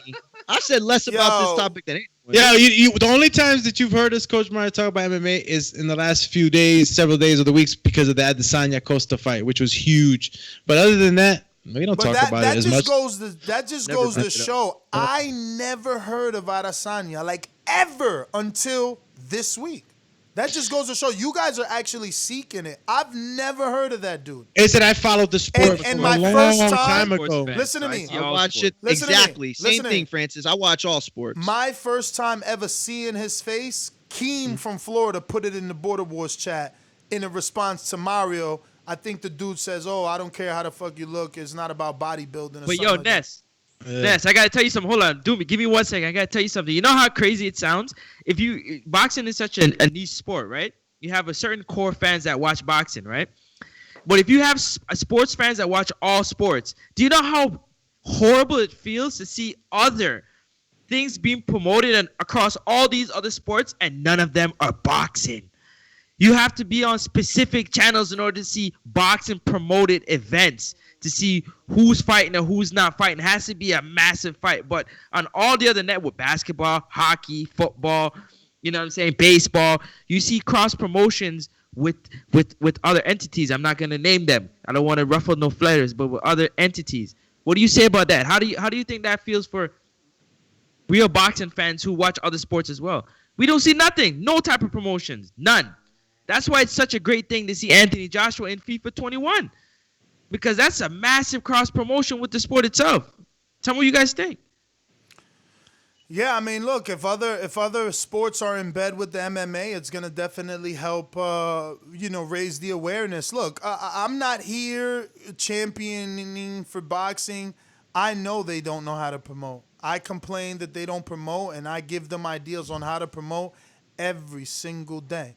I'm just not gonna help promote or publicize MMA. It's not my thing. Let's get to the callers. Got it. Frederick Hadsabi says, MMA fighters say the bonuses are overblown. I asked him what he meant by that. I mean, Terence Crawford had an interview where he says one of his friends, good friends, is an MMA fighter. Yeah, and, TJ Dillashaw. And, he says he doesn't understand how he does it for that little bit amount of money. You know what I mean? So, I don't know, man. You guys are saying one thing, but the fighters and people, out there say another. But we're going to boomerangs now. Actually, we got Davidian. We got to get to everybody we haven't got to before we get to these boomerangs, which actually a lot jumped on. So, Davidian, go. Yeah. Hey, what's good, TBV? What's up? We're actually going to go on a drive-by, ladies and gentlemen. It is 12 o'clock, so get those thoughts in order.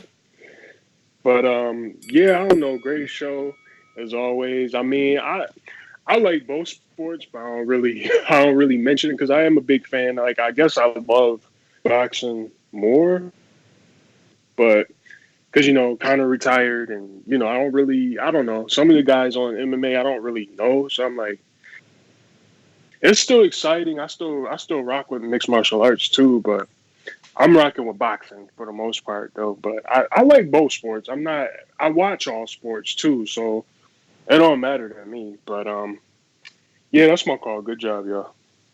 Let's go, champ. All right, we got Lids Low in. Let me make sure I skip anybody that hasn't went. Lids Low. Actually, no. Keem.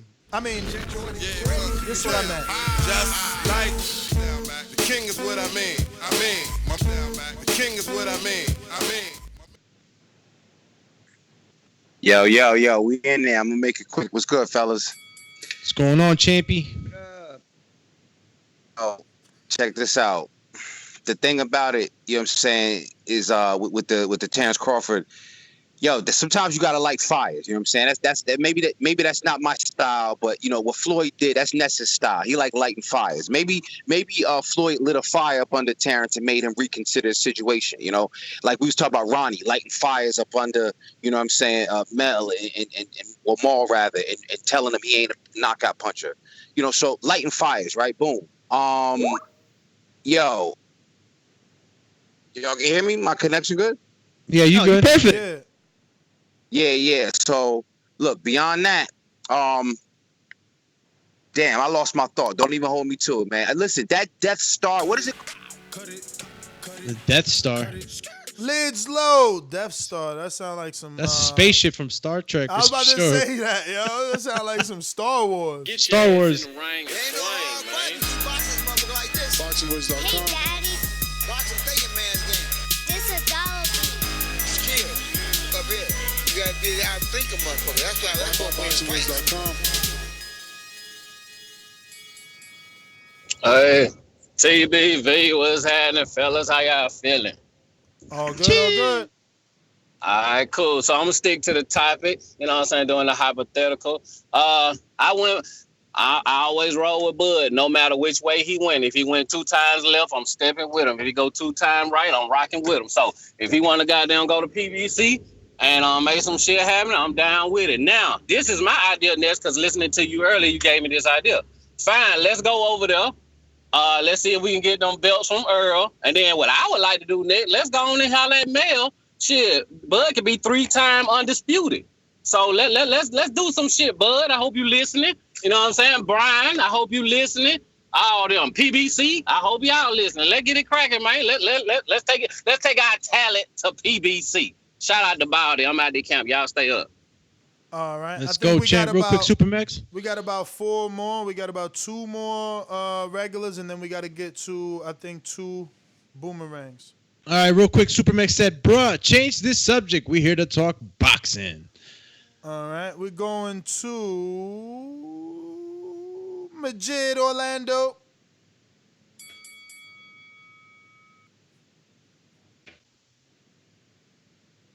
Videos, subscribe and join Patreon. This news, I'm just like, if it was something where it work out, joining PBC, I'm like, that'll make everything easier, and sky's the limit, So if he upset and Floyd got that fire spark, man, let that shit go full flame, cause gotta do something better than what's going on right now. That's all I got, man. All right. Bomb boxing. Oh, actually, hold on, Bomb. We got a counterpunch from JT.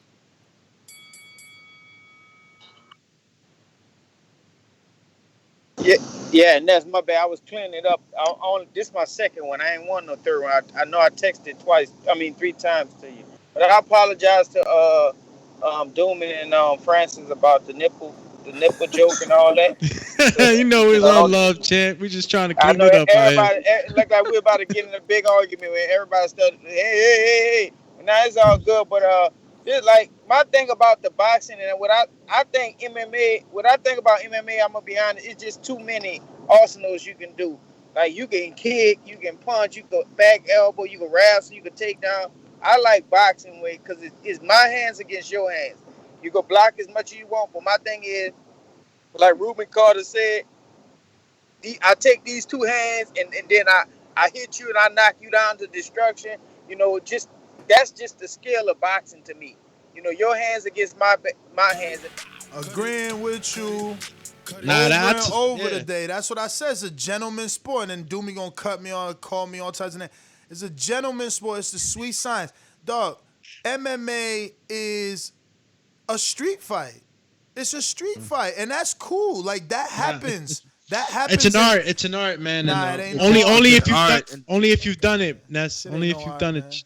You bring so many different. Shit ain't no art, dog. How you can bring it so be much different art? institution into it, and that's why you make it so big. You bring the wrestlers, the jiu-jitsu, you bring all these other different other boxes. Everybody that has done a little bit. It's just fighting in general. Boxing's been around. Boxing's been around since the Roman times, right? Hell yeah, day one. Wrestling has been around since the Roman times, right?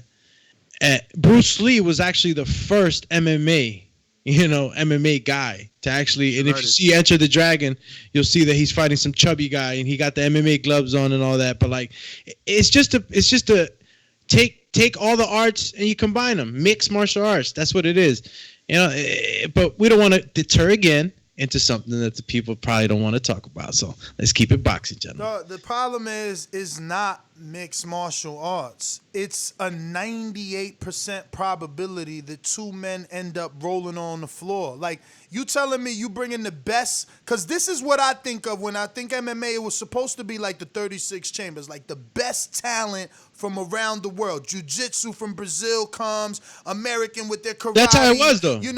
In the beginning. Right, but that don't happen. They're not there trying to be the best of their field. They're there. Yeah, you're right. It evolved. They're there trying to be. When the Gracie family, look, I could give you a whole.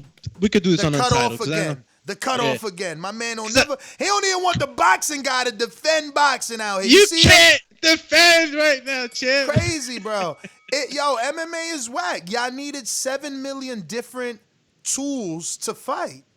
Bro, let me tell you something. But I do agree it's gotten out of its character. It used to be, jiu-jitsu, wrestling, and now MMA has become its own brand of fighting, and it's not what it once was. Bruh, I agree with you. Y'all end up on the floor. The fact that they tell you you cannot go to MMA if you're not going to practice on the ground game lets you know you got to roll around with sweaty That's men. the most I'm not effective doing form that. of fighting, I'm not though, doing just that so you shit. understand Not that. doing that shit. Boxers Most stand up.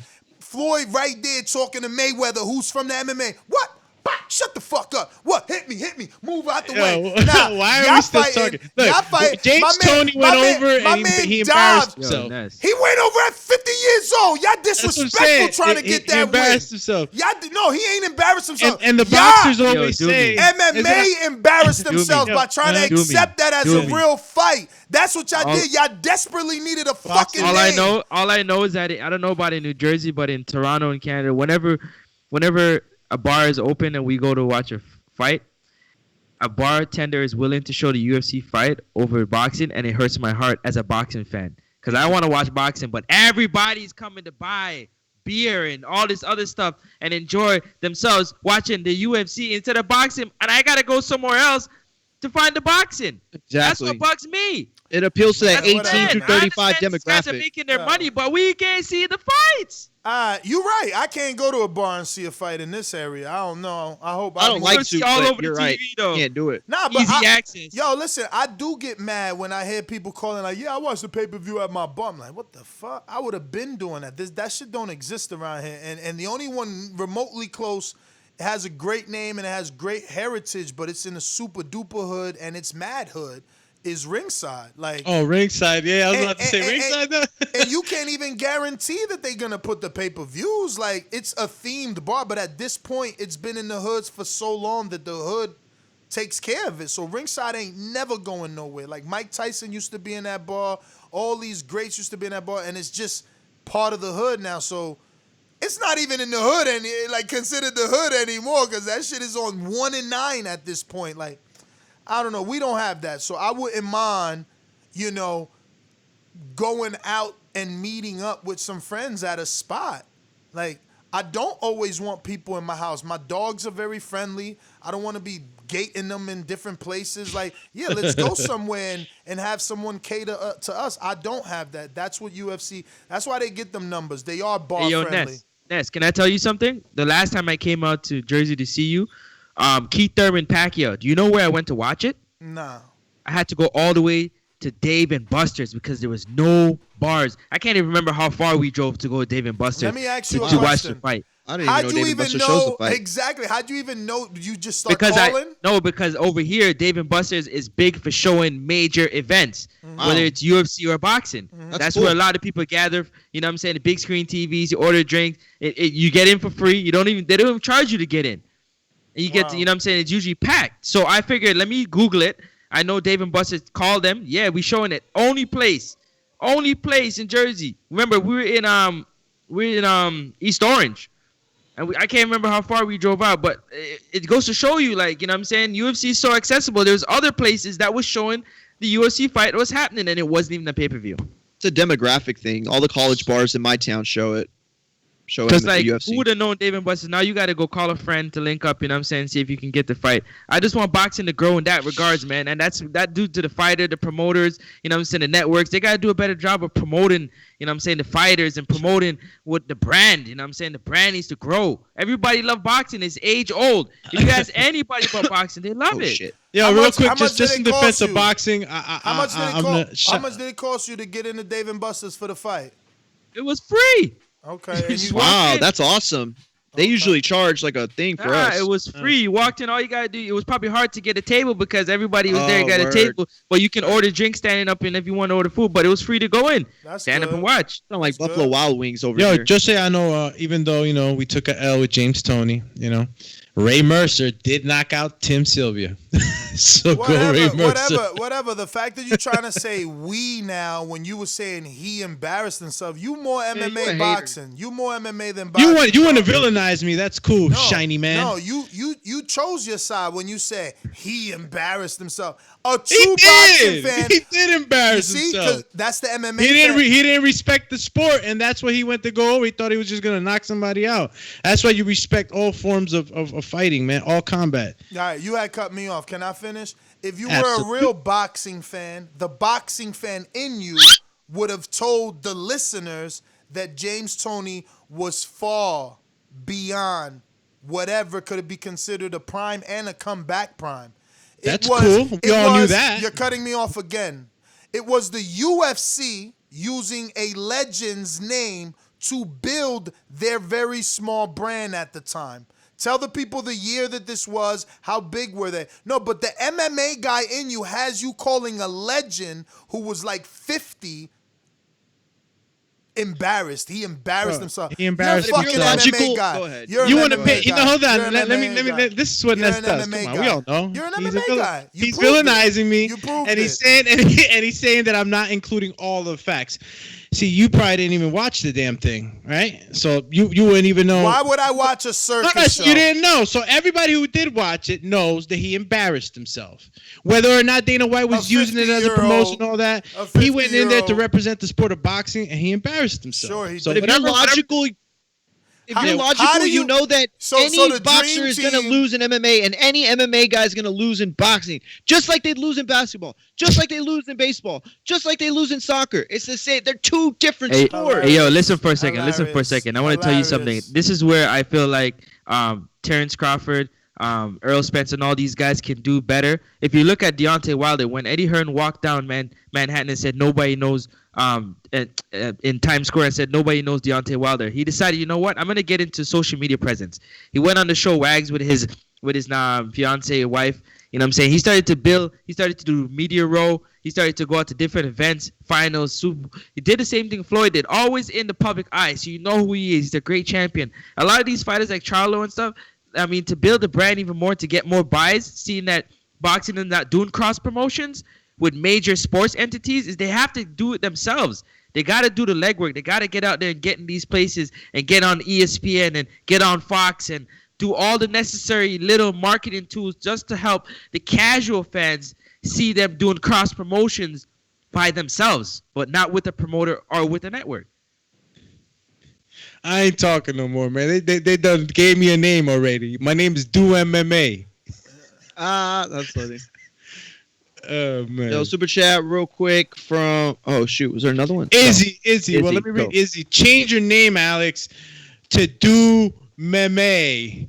Hashtag PooLiving3. That's right. That's funny. People see it. They see it, man. They see Super it. Max said, bruh, change the subject. We talking about we read that one, my bad. They see it, guys. They see it. But we're going to Adrian in Wisconsin. Border Wars fighter 175. What it do, champ?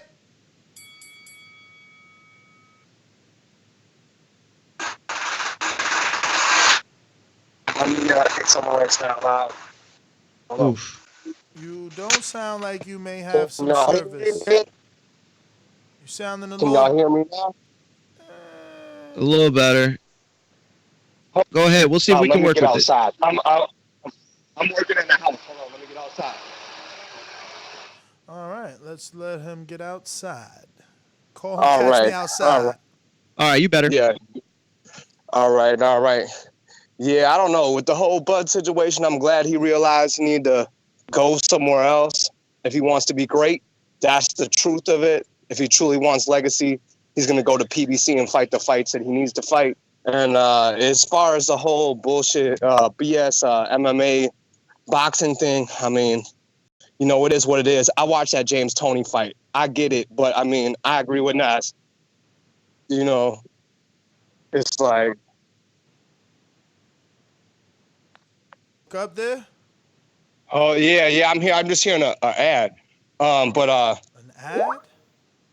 Yeah, there's some sort of ad going on. Hold on. Where are you? hearing that? All right, I'm better now. But yeah, so I seen that the James Toney fight, dude. He was like an old man by that time, and he fought Randy Couture, who was one of their greats. We knew what was going to happen, and like Ness said, man, they just did that to make their sport better because that was a long time ago. They're two different sports. Absolutely right. Listen, Adrian, there is a time limit. You could do $5 counter punches, or you can head on over to Patreon, become a ringer or a boomeranger. Read the descriptions for those. Speaking of boomerang, we did go to Coach Myers, right, Coach? Or you told me to give yours to JT, I think? No? Let me see. Nah, I'm here. All right, talk to us. Yeah. I think we need to trade Francis for UK Rob, have him back. All that MMA talking is getting ridiculous. You need to just trade off your panel real quick, all three of them, get them out of there, and get some boxing panel. The boxing gods cut you off. Yeah, they did. Yeah, we catch you. Yeah, we catch your feelings over this. This is some bullshit. But what you got to do is, how come we don't talk about the MMA politics? Let's talk about Adesanya. He made $1.3 million in his last 3 pay-per-view fights together. 1.3. He got paid $500,000 his last fight. So let's talk about the politics. How these UFC fighters are getting raped, are getting used, and not. I mean, according to Tarantula, or what is it, Spadantula. Style bender, man. He says that the payouts are inaccurate. They're doing the same thing boxers doing. What's reported isn't what you make. And guys, come on. Let's stop acting like we don't do taxes. Like, you guys are fucking, come on, bro. Come on. Everybody has to be legit.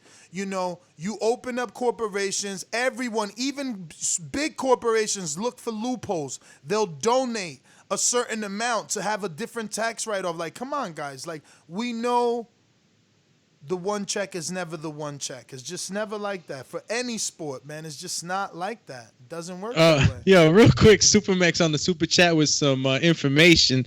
There was supposed to be a James Toney Randy Couture rematch, but in a boxing match. But Dana and the UFC punked out of that. Of course, they're gonna disrespect. That wasn't in the contract. Why you think Dana always was saying no to the Mayweather McGregor? Like, nah. It's got to be in the cage. It's got to be, because he knows you're gonna lose that allure. You're gonna lose that allure. There's no way that those dudes survive in a boxing ring with. Yo, that made them rich. With the rules that they have to follow. That is a street fight, bro. That is a street fight, and everything goes. So that's why, they're doing whatever they're doing. It's not a real thing. Let's get to JP in Cali.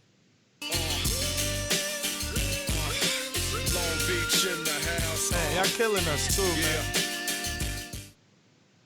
man. A few factors. Muhammad Ali was voted the most recognized or prolific athlete of the 20th century. I don't think a MMA guy ever gets to that plateau. We just seen Floyd Mayweather in our time become the number 1 athlete in the world. This is what boxing can do for you, but it takes a long time to get there being a boxer. But one thing about MMA, man, is that it's an intramural sport. You practice this shit in college. You can do it at PE. Boxing used to be in PE. So things like this is what makes MMA far more relative. I argue right now that Usain Bolt is the most well-known athlete in the world simply because running is the most relative things that humans know how to do. In MMA, boxing's an expertise, the sweet science. MMA is not a science. You can fucking wrestle if you got to. My call. Exactly. 98% probability, 2 dudes on the floor. I gotta school y'all, man, and what the art is, man. Art of jiu-jitsu. Art of capoeira. Yeah, people have tried maybe once or twice, too, with some capoeira. Lewis, Boston, what up?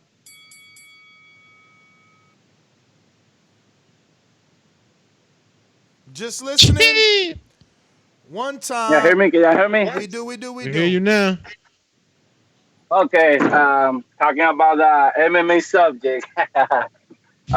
They're already expected to blow up from years to come, because it's like when you're growing up, most of the kids where mom and daddy takes them karate class, kung fu class, taekwondo. So growing up, they have that vision of fighting as a martial artist. So obviously, they're going to be more attracted to it. So that's the given right there. And also, the UFC does give the fight that everybody wants. I don't watch UFC, but I did fight MMA professionally, kickboxing, and Muay Thai. You know, boxing always been there. It was my first love, my first sport. So, you know, bringing bringing MMA into a boxing conversation, it does has, it goes hand to hand because they're both combat sports. And y'all talking mostly about, I hear you, man. Listen, I'm not saying that it's not gonna happen. I'm just not trying to make it this whole like, oh yeah, the Adesanya fight this Saturday. Like, no, if it's coming up relative to a conversation, it's understandable. But to like, consistently bring up the names and force our audience to learn who it is that you're talking about. And oh yeah, Doomy really, the co-host I listen to really thinks Adesanya's a good fight. Let me go buy this pay-per-view. No, man, you are a bad apple. You're a bad apple. I'm not here to promote MMA at any way whatsoever. I'm here to promote boxing and So why am I a bad apple, and why do you continue to villainize me, champ? Like, why? You want to, poof, let you sit there for a little bit.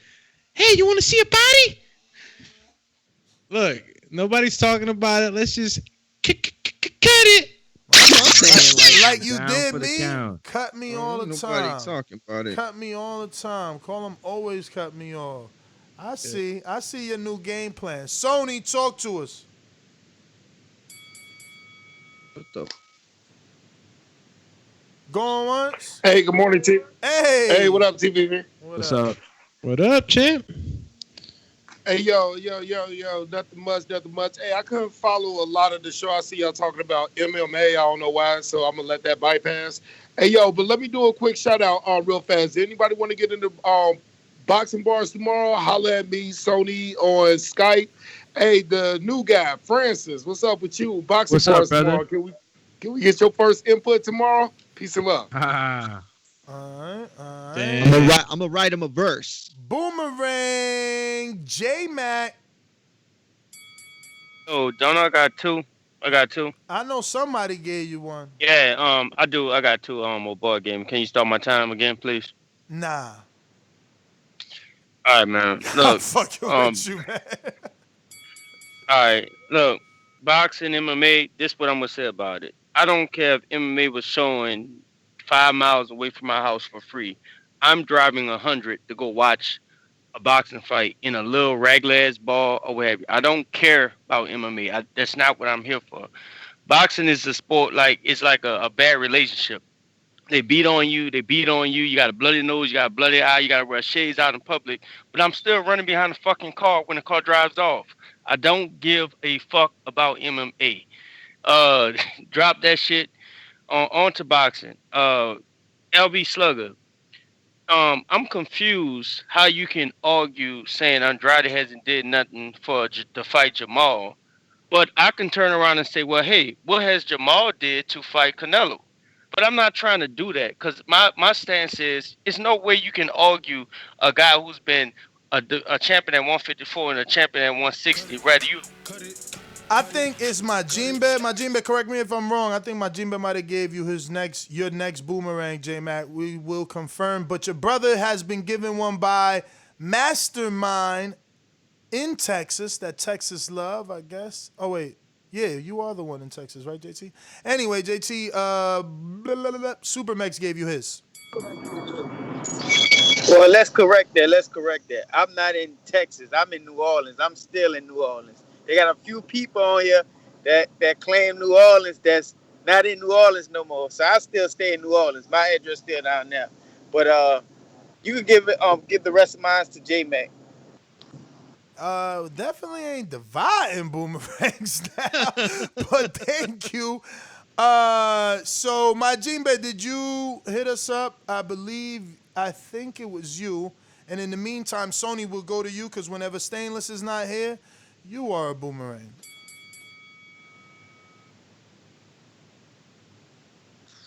Can I get a confirmation from Francis? What's up? Boxing bars tomorrow. Oh, I'm gonna try to see if I can work something out. I never gave a word on whether or not I can be on the show, but if I definitely can, I'll be there. I gotta ride what, 16? Nah, man. Probably like a 4 8 bars would be good. Yeah, 4 to 8. 4 bars. All right, Damn, Give him a yo, little you ain't taste. gotta spit. He just You don't want- have to. Yeah, you don't have to. And listen, you want me to write you something and get you started? Ghost No, Rider. I don't need no Ghost Rider. Ooh, Francis said he good. He said he But good. if I don't have to, you know what I'm saying? That's not really my forte. But, you know, if we got to get down, we get down. Hey, man. We just want as many people that want to participate. But if you Alright, don't, cool. They trying to come for you, Francis, already. Oh, we got That's a it. counter They just punch. like beating you us. present, They like you represent beating us. something, champ. Yo, all right. We got to go to counter punch for J-Mac, courtesy of Coach Myers. Ness, I thought you saw the message with Miami. He did say it. I don't even see the message no more, but let me use my counterpunch. What I was saying about LB Slugger, man, champions got to fight champions. We sit up here and argue about who has this done, who has they done. Last time I checked, he's a champion. Jamal is a champion. It's no excuse or no reason, especially if we already in a sport where you got promoters that get in the way. You got businessmen that sit down there and argue why this fighter should fight this fighter, about the money side and all that. If Jamal and Andrade can fight, if Andrade willing to come over to Showtime, because we just found out he got a exclusive with Showtime, don't say who he fought. The dude is a champion. There's no reason why we should be even arguing who has a champion fought, because if it was a lightweight champion, Jamal would be willing to... Counter punch by Louisville Slugger. Yes, sir. Yes, sir. Nah, man, this is what I'm saying, man. If Charlo beat Andrade, that'll be his biggest win. Like, I'll give y'all that. That'll be Charlo's biggest win. But Andrade need to build his profile up to where people pushing that fight. When Jamal beat Derevchenko, what everybody was talking about, him and Canelo. That's all I mean. Ain't nobody said real boxing fans asking for Andrade, but don't nobody know Andrade for real. He need to push his profile up to where we can be pushing for that fight. You know what I'm saying? Like, don't nobody know Andrade. He got all them names in the zone and still haven't fought nobody. All them 160, 168 over there, he still ain't fought nobody. Come on, man. You gotta he gotta build his resume up, man. I don't mind him. And that is last counter punch. We got a boomerang from Majin Betu J-Mac. You got the Coach Myers one too, right? Oh, wait. Yeah. No, yeah, Coach Myers gave the boomerang to J-Mac, and now this is a boomerang. I mean, Coach Myers get a counter punch to J-Mac. Now this is a boomerang from Majin Betu J-Mac.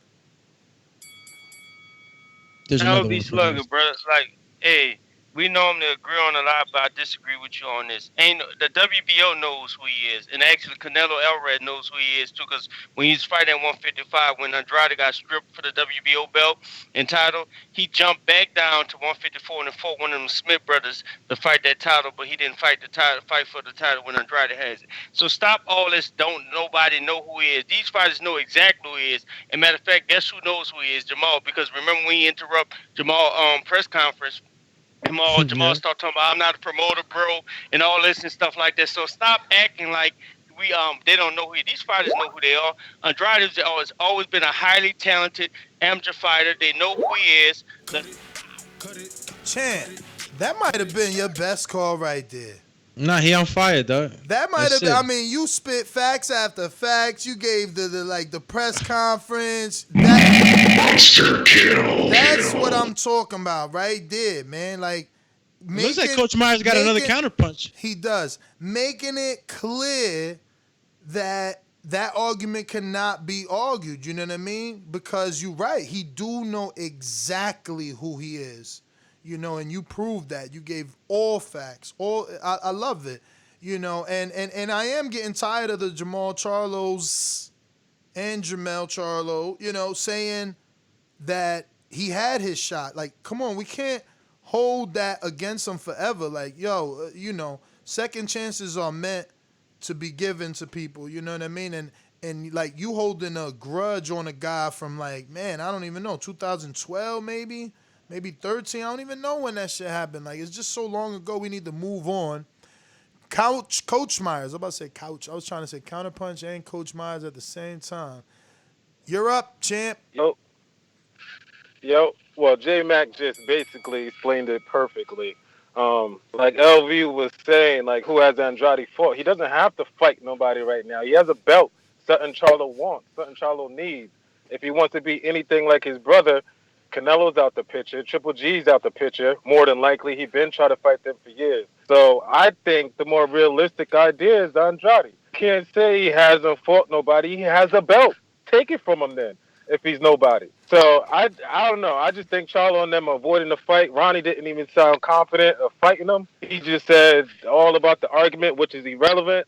But just stop hating on Andrade, man, so I can try to get him on this show, man.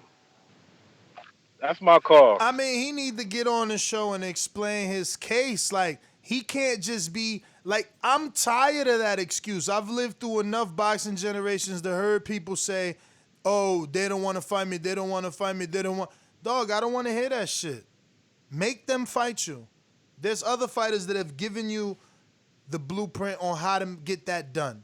You know, we can't just say, oh, I've been wanting to fight Canelo. I've been wanting to fight Charlo. I've been wanting to fight Jamal. Like, all right, and there's fucking fighters in the gym right now that ain't had a fight yet talking about they gonna fight fucking Charlo and Jamal. Shit, my man from Washington be posting that a Jogba fool. He ain't turned pro yet. Jordan Carter. Shout out to Jordan Carter.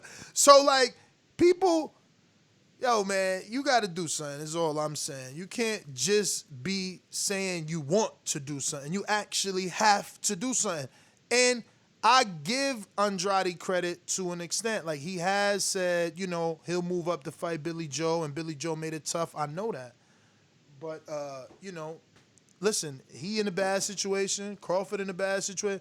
There's always people in bad situations. You got to make the best out of that. And at least Crawford unified, you know. I think that's everybody, right? It looks like another counterpunch. Well, we got from LV. Louis V, right? Another counterpunch, Louis V. Talk to us. Yes, sir. That what? Yeah, man. We need to stop the Bud talk. Then Bud got a belt, and what everybody but he don't be fighting nobody.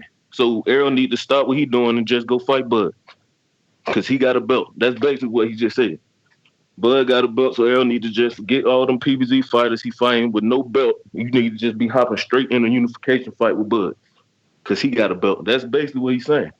Cause Andrade ain't like, I want that fight, but I want the Andrade, but don't nobody know, like, and when I say don't nobody know, I'm not talking about the boxers. I'm talking about the casuals, bro. Casuals gonna push that type of fight. You know what I'm saying? The casuals don't know Andrade, like, at all. That's what I'm saying, as far as they don't know him. Of course, the boxers gonna know each other. I'm talking about this casuals, though. Us boxing fans, we know him, but... Real quick, Super Max says, I officially nominate J-Mac for Caller of the Year. I was trying to get to PBC and you were trying to get to the counterpunch. We both working. Just go for it. I officially nominate J-Mac for Caller of the Year, and that's coming from Super Max. Yeah. He spit some facts there, man. That's what I want. I want the talent to be shine. I want the talent, and you see that's a good debate between the two of them, and the talent is showing. The knowledge, that shows history right there. That, you know, he didn't research that right now. That was on the mind, on the cap, and he was able to go into the vault and bring it out, and you know, it won the debate really. Looks like got two more if you want me to go before you go to. Go for it. Coach Meyer says Billy Joe failed the test. Don't forget that. And Hearn said he'll send him over to Showtime. So what's the holdup now? Hearn said he'll send him over to Showtime if Showtime matches. So that the problem with that is that Hearn could say, well, if you let Charlo come here, we'll give him $10 million. And because Charlo's in an exclusive contract, they say, well, we can't do that. So he's all right, we'll match that. And you want Andrade to be paid $10 million to go to Showtime? Y'all bugging right now. Damn, boxing expert. Counterpunch for J-Mac. Uh-oh. J-Mac, look at that. People want to hear you today. J-Mac? Yo, Did you leave? Oh, there he goes. can you? Yep. Can you? Drink more water. I think we agree. We probably bumped on some other shows. I think you're a Bud fan, if I'm not mistaken. But for as Andrade backed out a fight of Canelo, where you get that one from? Like you just put out there anything? And a lot of time you guys show y'all hates, like y'all network guys. Y'all get mad because these guys go sign with these networks and get millions of dollars because you feel like they're supposed to be on PBC grinding out. That's your opinion. But at the end of the day, they the boxers. If we talking about them securing bags and securing money, they got to go with who's going to give them the money or that guaranteed money. That's why you got a lot of these different. The problem is the networks coming together and putting these fights together. And we sit up here and argue on excuses. I can tell you one thing. If a lightweight champion had that belt at WBO, Charlo would have been unified for that belt. If a lightweight champion had that WBO, Charlo would have been unified. Charlo would have been unified. So, I mean, you're making it sound like it's the Charlo that is scared to unify. You saying since it's Andrade, he don't take the fight, but if it was a lightweight, he will take the fight? I mean, whoa. I don't know. I think Charlo will fight anyone. That looks like it. It's over. It's over. It's over, Rover. It is. PBC, and it is. PBC that you had cut me off. Man. You had cut me off. Mr. PBC, baby. Boxing-MMA.com. I'm the flyest. Canelo talking about he believes he can win. Go to my kitchen. Get the sharpest knife. Cut the bullshit up. I don't care what you do good. I do every fucking thing great. Mr. PBC, baby.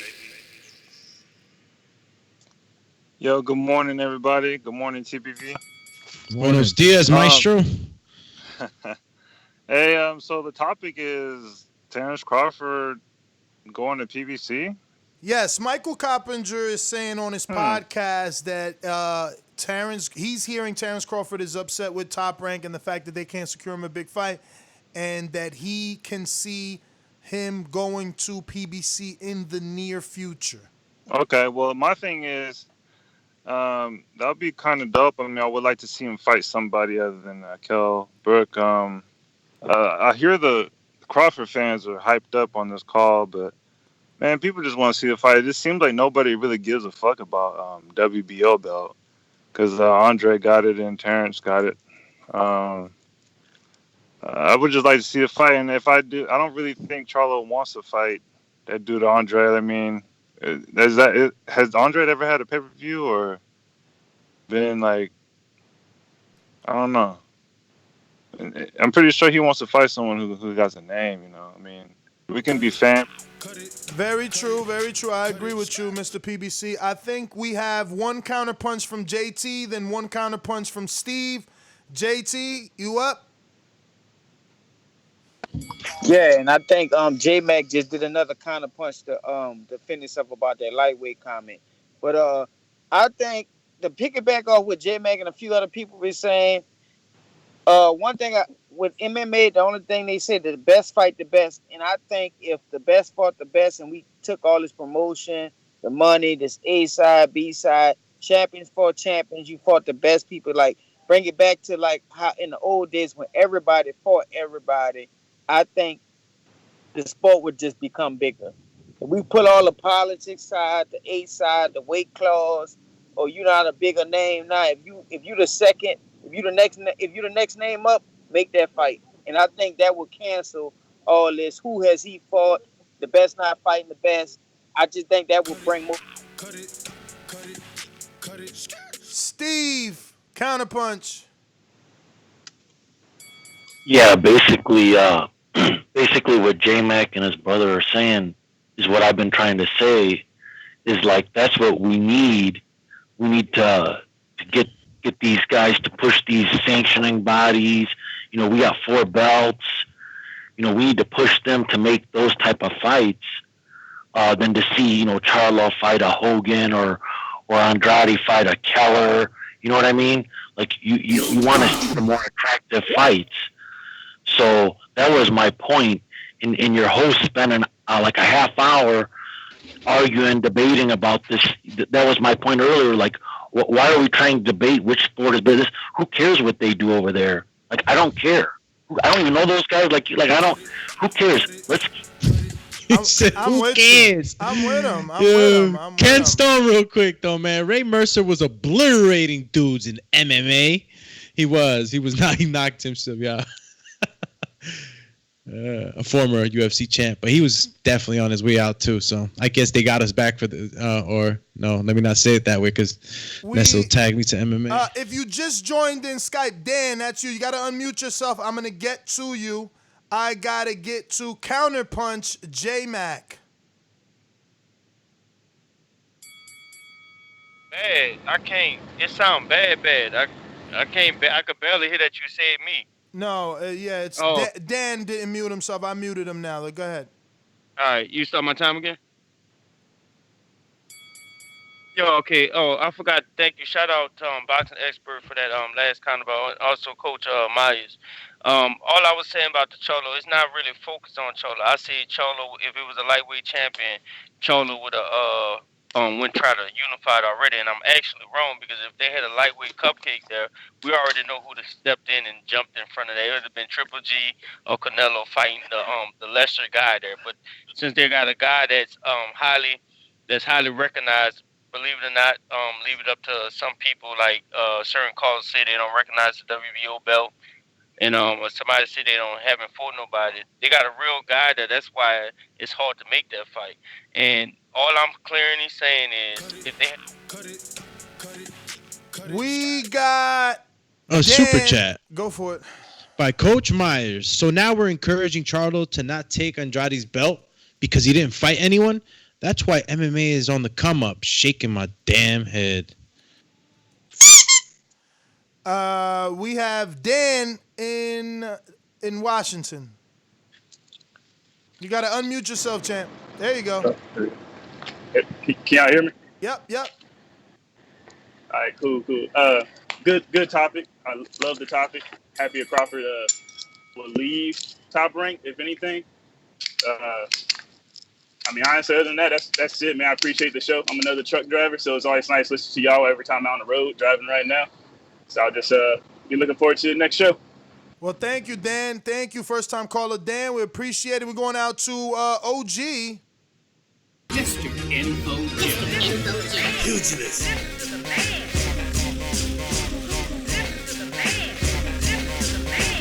District Info Jim. Pugilist. Yo. Good morning, TBV family. What's cracking? What up? Yo, what's up with all this MMA talk, man, on the boxing voice, man? This is blasphemy, man. Hoping the boxing guys, man, don't curse us, man. We talking too long about MMA, man. Shit. Hey, man, that's the best news I done heard this year overall in boxing, man. If Crawford leaves Top Rank, go to PBC, man, y'all should be, man, oh, man, shout out to the boxing guys for that, man. If that happens, man, I'm a happy camper, man. That needs to happen. Yo, I've been in and out, man, but I did hear Ronnie Shields say Mark Breland is out. I hope that it's not because he stopped the fight. I thought he made a quick second judgment call. I felt he was right. I hope he got rid of, if he did get rid of him, I guess he did. Ronnie said he talked to him every day. I hope it's because he found a better trainer or he wanted to work with someone else, but not just because he stopped that fight.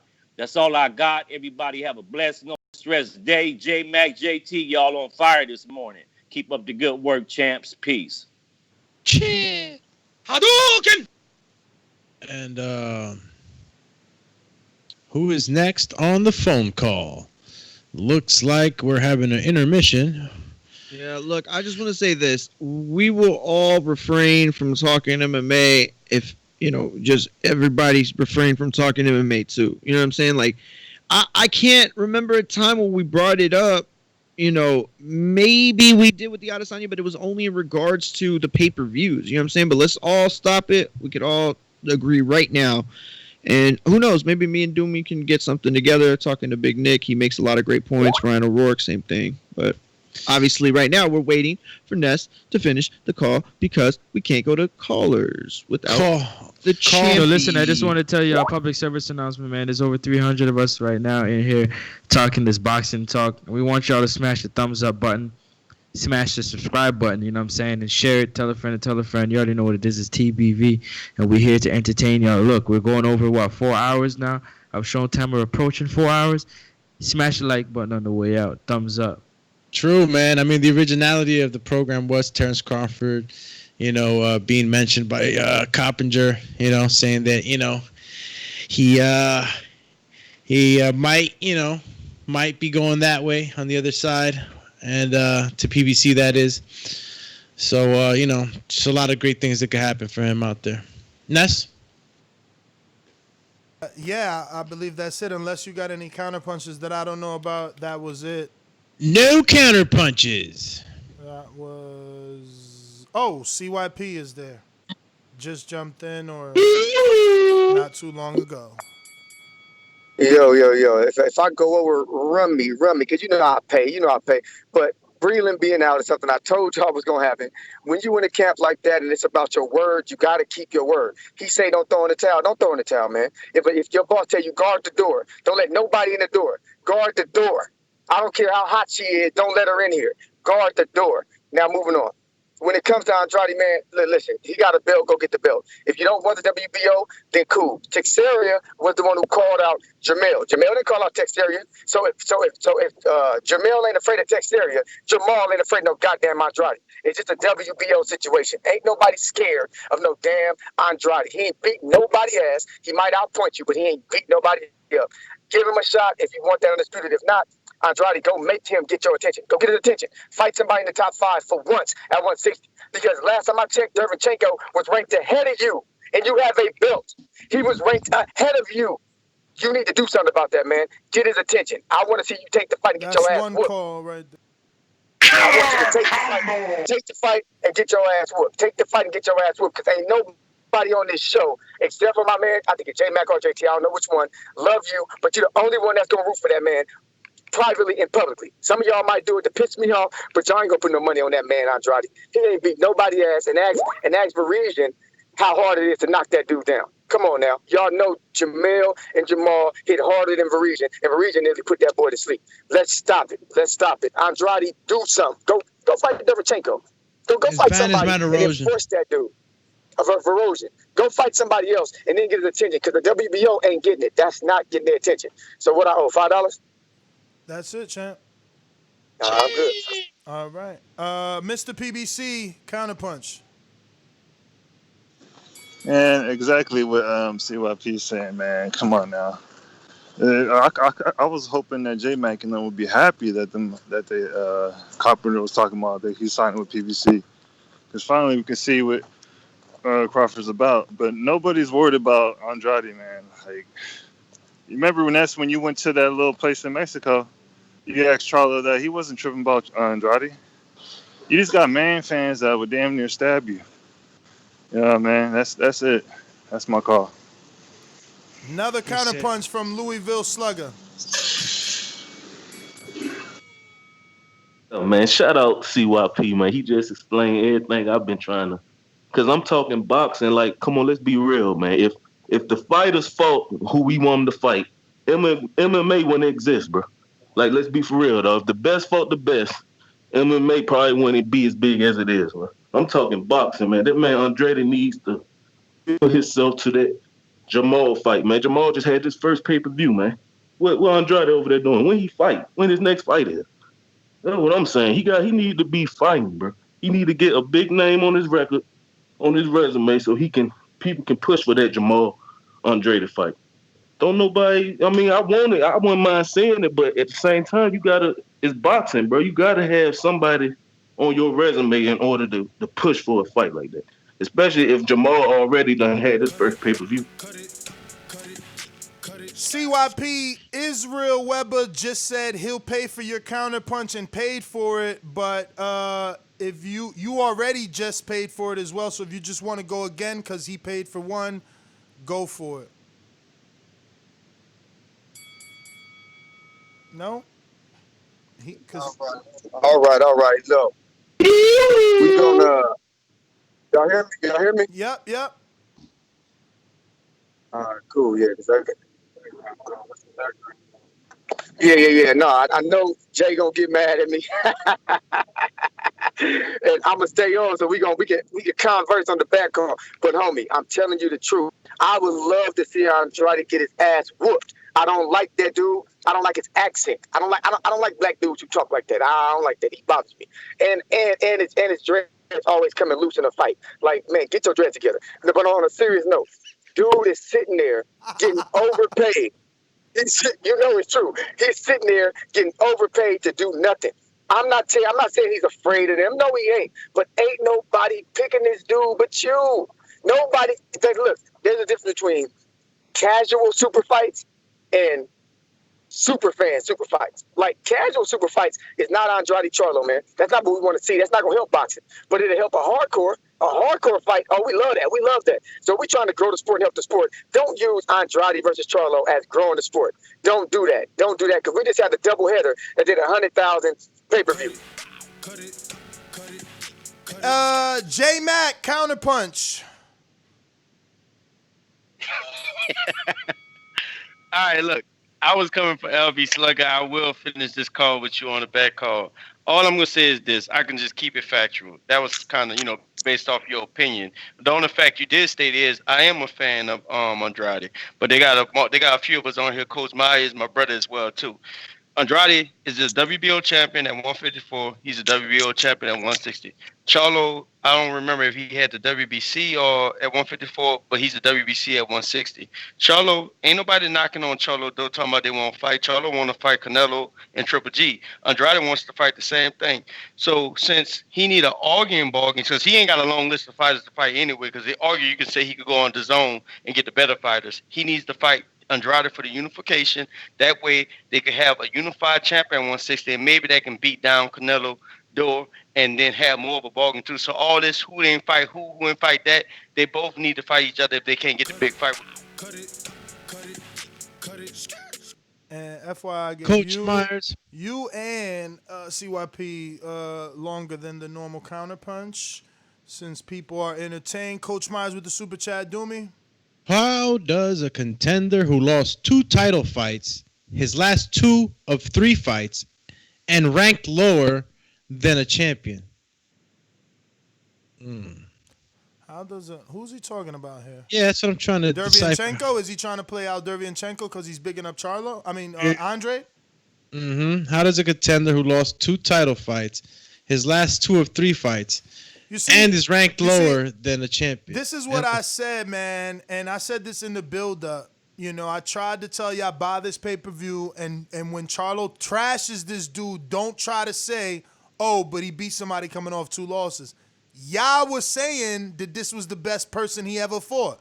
Now he trashes him, and it's how does a contender who coming off 2 losses? Like, y'all just start watering it down, man. Exactly. It happens every day in boxing. This is why fighters don't like fans, because we're so fickle that yesterday we're like, yo, you ain't never been in the ring with someone like Derevyanchenko. Watch, word is born, watch. And then it's like, oh, he was supposed to beat that dude. Come on, man. Dude had 2 losses, bro. Come on, man. Counterpunch for Coach Myers. I hope you don't say I interpreted that wrong. Yeah, you did interpret it wrong. But I was just responding to CYP when he said that Derevyanchenko is ranked higher than Andrade. I just want to know on what list is that on. Like, what list that you fight for 2 titles, lose them, and then you're still ranked higher than the champion at that weight? Like, what ranking is he looking at? Anybody know? Nah, there is no ranking because most rankings don't rank the champion, right? Like, if you a champion belt, you don't get ranked in the other sanction, and so it's harder for Derevyanchenko to be ranked above you if you are the WBO champ. Exactly, so that made no sense. But that was just my call. I just wanted to clear that out. There's no way a contender that lost 2 of his 3 title fights, he's ranked number 1 than Andrade. That just sounds stupid. And then at the same time, who else is Charlo going to fight? Let's not act like they both want the Canelo fight. Fight each other. Unification. But that's... It's true, man. Listen, if they take each other out, it's less room for Canelo to wiggle. There's nowhere to go, man. Nowhere to go, nowhere to hide. And you become that name. We got World Ender. All right, man. What's up? What's good, everybody? What up? Yo, what up? Yo, my whole thing is this. Okay, so with the Bud Crawford situation, so Mike Coppinger, who was a guy who works for Fox, or I don't know if he still works for them, but he worked for them for years. And also, he also worked with, also connected to PBC. And if you go back and look at his tweets and whatever he posts, there's always something, there's never anything really negative towards PBC fighters or PBC period. So it's hard not to believe that, he's not somewhat biased. Also, I'm not going to believe someone else's, I'm not going to believe someone else when they tell me the numbers. I would rather either go by Nielsen scan, or I'll just, assume, or just look at it, take it for what it was, just take the fight for what it was. But my whole thing is this with Bud Crawford. If Bud Crawford goes, there's no guarantee he's going to get the fights, because it's proven that PBC fighters have ducked each other. It took for Errol Spence Errol Spence got his belt, his first big fight, at the age of 28. And he didn't get that from a PBC fighter. He got it from someone else on the other side of the pond. So Bud Crawford signing the PBC doesn't prove it. I mean, Earl got his belt at 28 because he had a late start. Go look at what year he came out of the amateurs, 2012. So that is not right. And Real quick. Go ahead. Whenever. Okay, Super Chat Mayimbe says, shout out to you guys for staying on this long. And salute to the TVV community for the great calls and Super Chats. Hashtag boxing fans. What And speaking of Super Chats, I think we got a counterpunch from CYP, right? Yes, we do. Go for it. Yo, for one, everything I say makes sense because I study. I've been on them ratings. Before the fight started, when he had two losses, he was rated higher. Ask them dudes in the back channel. We've already talked about this. I've already stated this fact months ago, before this fight was even called. Derevyanchenko, with them two losses, has been ranked higher than Andrade on BoxRec and Ring.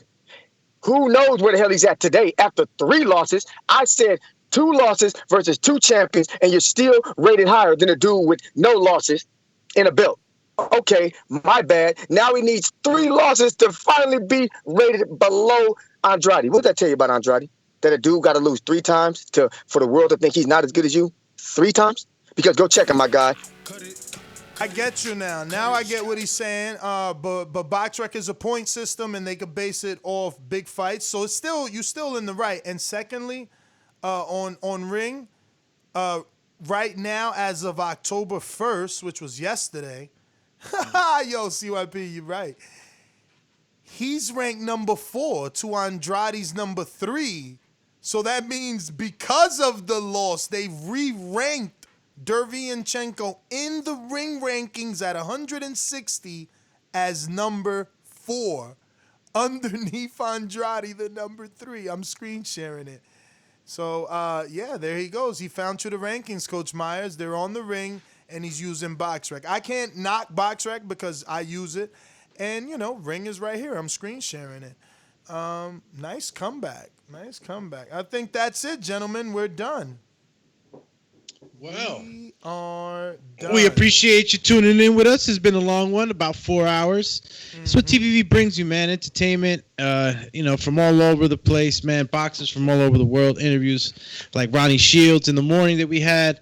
And if you just happen to just stumble upon the program and you tuned in with us, subscribe.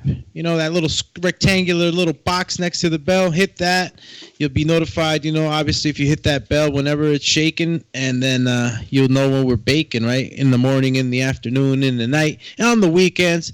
And, just tune in with us. You won't be dissatisfied. We'll bring you some of the best content in the sport, reporting, breaking news. Let's go, champ. Hit the subscribe button, hit that notification bell, and tell a friend to tell a friend, right? We always say that. Some of the best marketing is word to mouth. Just you telling a friend, mentioning us, telling a friend that, this is the podcast that burns some time too. The guys, talk about hella stuff. Even on Mondays, we have Untitled where we just go off the chain and we talk about all sorts of stuff, right? Even get a little personal at times. But again, hit that subscribe button, notification bell, and thank you for tuning in. And spreading the word about the Boxing Voice, #1 boxing podcast in El Mundo. This your boy Francis. Thank y'all for tuning in. You know what I'm saying? We hope we entertained you. Hope we filled your morning with a lot of information on the world of boxing, Terence Crawford, and what he has to do in his career and the moves he has to make in order to leave a lasting legacy on us as boxing fans. Also, I just want you to do a favor on your way out. If you haven't, be sure to smash the thumbs up button. And yeah, right beside the thumbs up button is the subscribe button. Smash it as well. You know what I'm saying? And share, tell a friend to tell a friend. We appreciate you. It's Francis, and I'm out. Let me get a drum roll. I'm sorry, Mario. No, go ahead. I was just going to say, see if we got anything new here on these subscribers. I needed a drum roll. Go ahead. Well, let's go then, champ. Drum roll it is. Okay, we had asked for that 20. We had 116,401.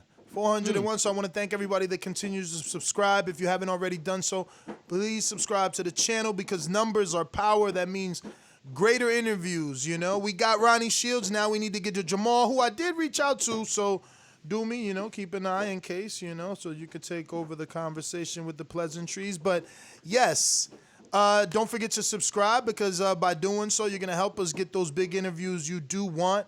Sharing the show is going to make the show bigger so Crawford will come on because he's forced to, man. Look, Floyd was forced to sit down with Brian Kenny. I'm just saying. Take over, Mario. It's on you. At Maury Munguia on Twitter, at Maury Munguia on Instagram. Do not forget to make your picks if you have not picked. Actually, I don't think the picks are up yet, but don't forget to do it when they come. Peace! You already know Alex _Doomsday _LAINEZ. TikTok, Never Again, and Twitter, Alex_TBV. Next Up Sports Talk, IG, Twitter, YouTube, Facebook. Next Up Sports Talk.